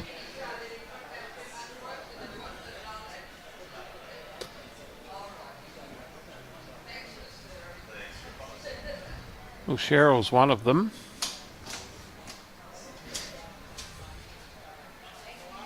I'm pretty certain she wasn't in the team last year. Yeah, so of course it is senior side, so you have to be a certain age by a certain date to be eligible to play. Sheryl. Just tracking beautifully. Just, I would say, have a little aggressive run at it.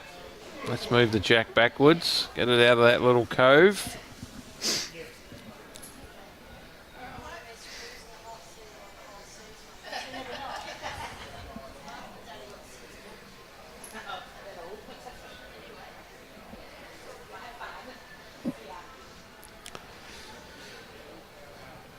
Not the speed required.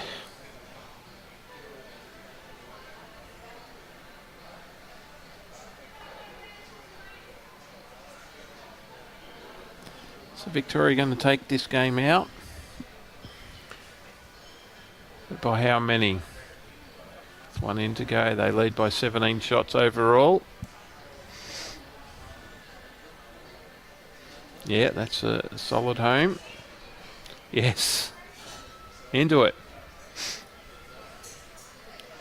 How do you tell your fellow players to go in with a bit of speed? Do you move your arm a bit quicker? Yes, yes I do, and I'm also very clear with the verbal instructions. Yes. Well. And I'll make it clear as well, if there's no issue around the weight, they can choose their own weight. You know, everyone has that level of pace that they're most confident with. Normally the instruction is hit it and you pick the weight. That's right. And I also try to reassure them, even if you miss, Doesn't matter. I don't care. Play the right shot. You've had a go at it. You've tried your best. I'd prefer you have a fair dinkum crack. Not that they're having a fair dinkum. You know what I mean? Just go out there and try your best.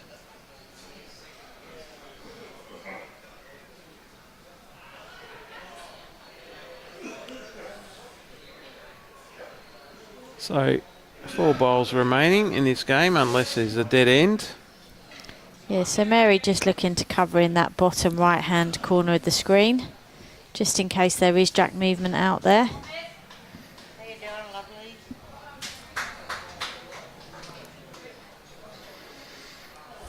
All right.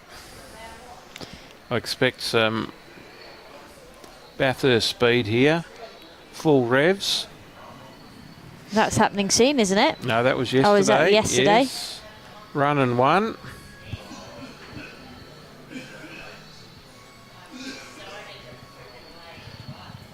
Casesti, I think, won. I can't pronounce that.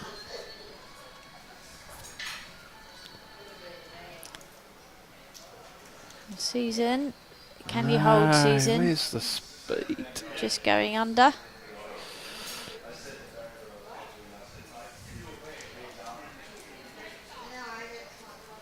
So They need a Matty Flapper speed.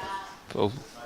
Mary just Full changing throttle. over to the forehand side, and she's changing over there because there is a South Australia bowl on the backhand line. Yeah, I don't blame you, Mary. You're covering. No point making it any bigger. Yeah, another bowl just around the grounds. So, final bowl, unless it's killed, of this Victoria South Australia match. Have you heard the term ITD, in the ditch? Okay, and it's shake hands here at the Club Tweed for the 2024 Australia Senior Sides Championship. So Victoria take a overall win as we wait for this last end to be declared. But this one will cement them at the top of the leaderboard in the women's sides for the seniors. And we've got to measure because every shot counts because it's a round robin competition. So we'll just wait and see what the final declared number is.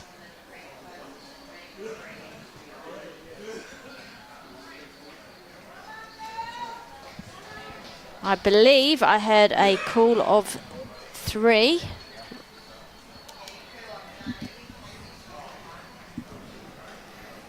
I'm not entirely certain on that, but... So 3, we've had it confirmed that it's 3. So the final score on this live stream game is 27-19. So all 3 Victorian rinks returning winning scorecards against the South Australians and a commanding 62-42 overall score. So thank you to everybody who has tuned in here at Club Tweed to watch this drama unfold. Thank you to all the players for putting on a show in what was a really tight fought match where the lead changed hands throughout the course of the game. So well done to all players involved and good luck for the rest of the event. We will be back for live stream coverage. We do have another round starting at 1 p.m. New South Wales time.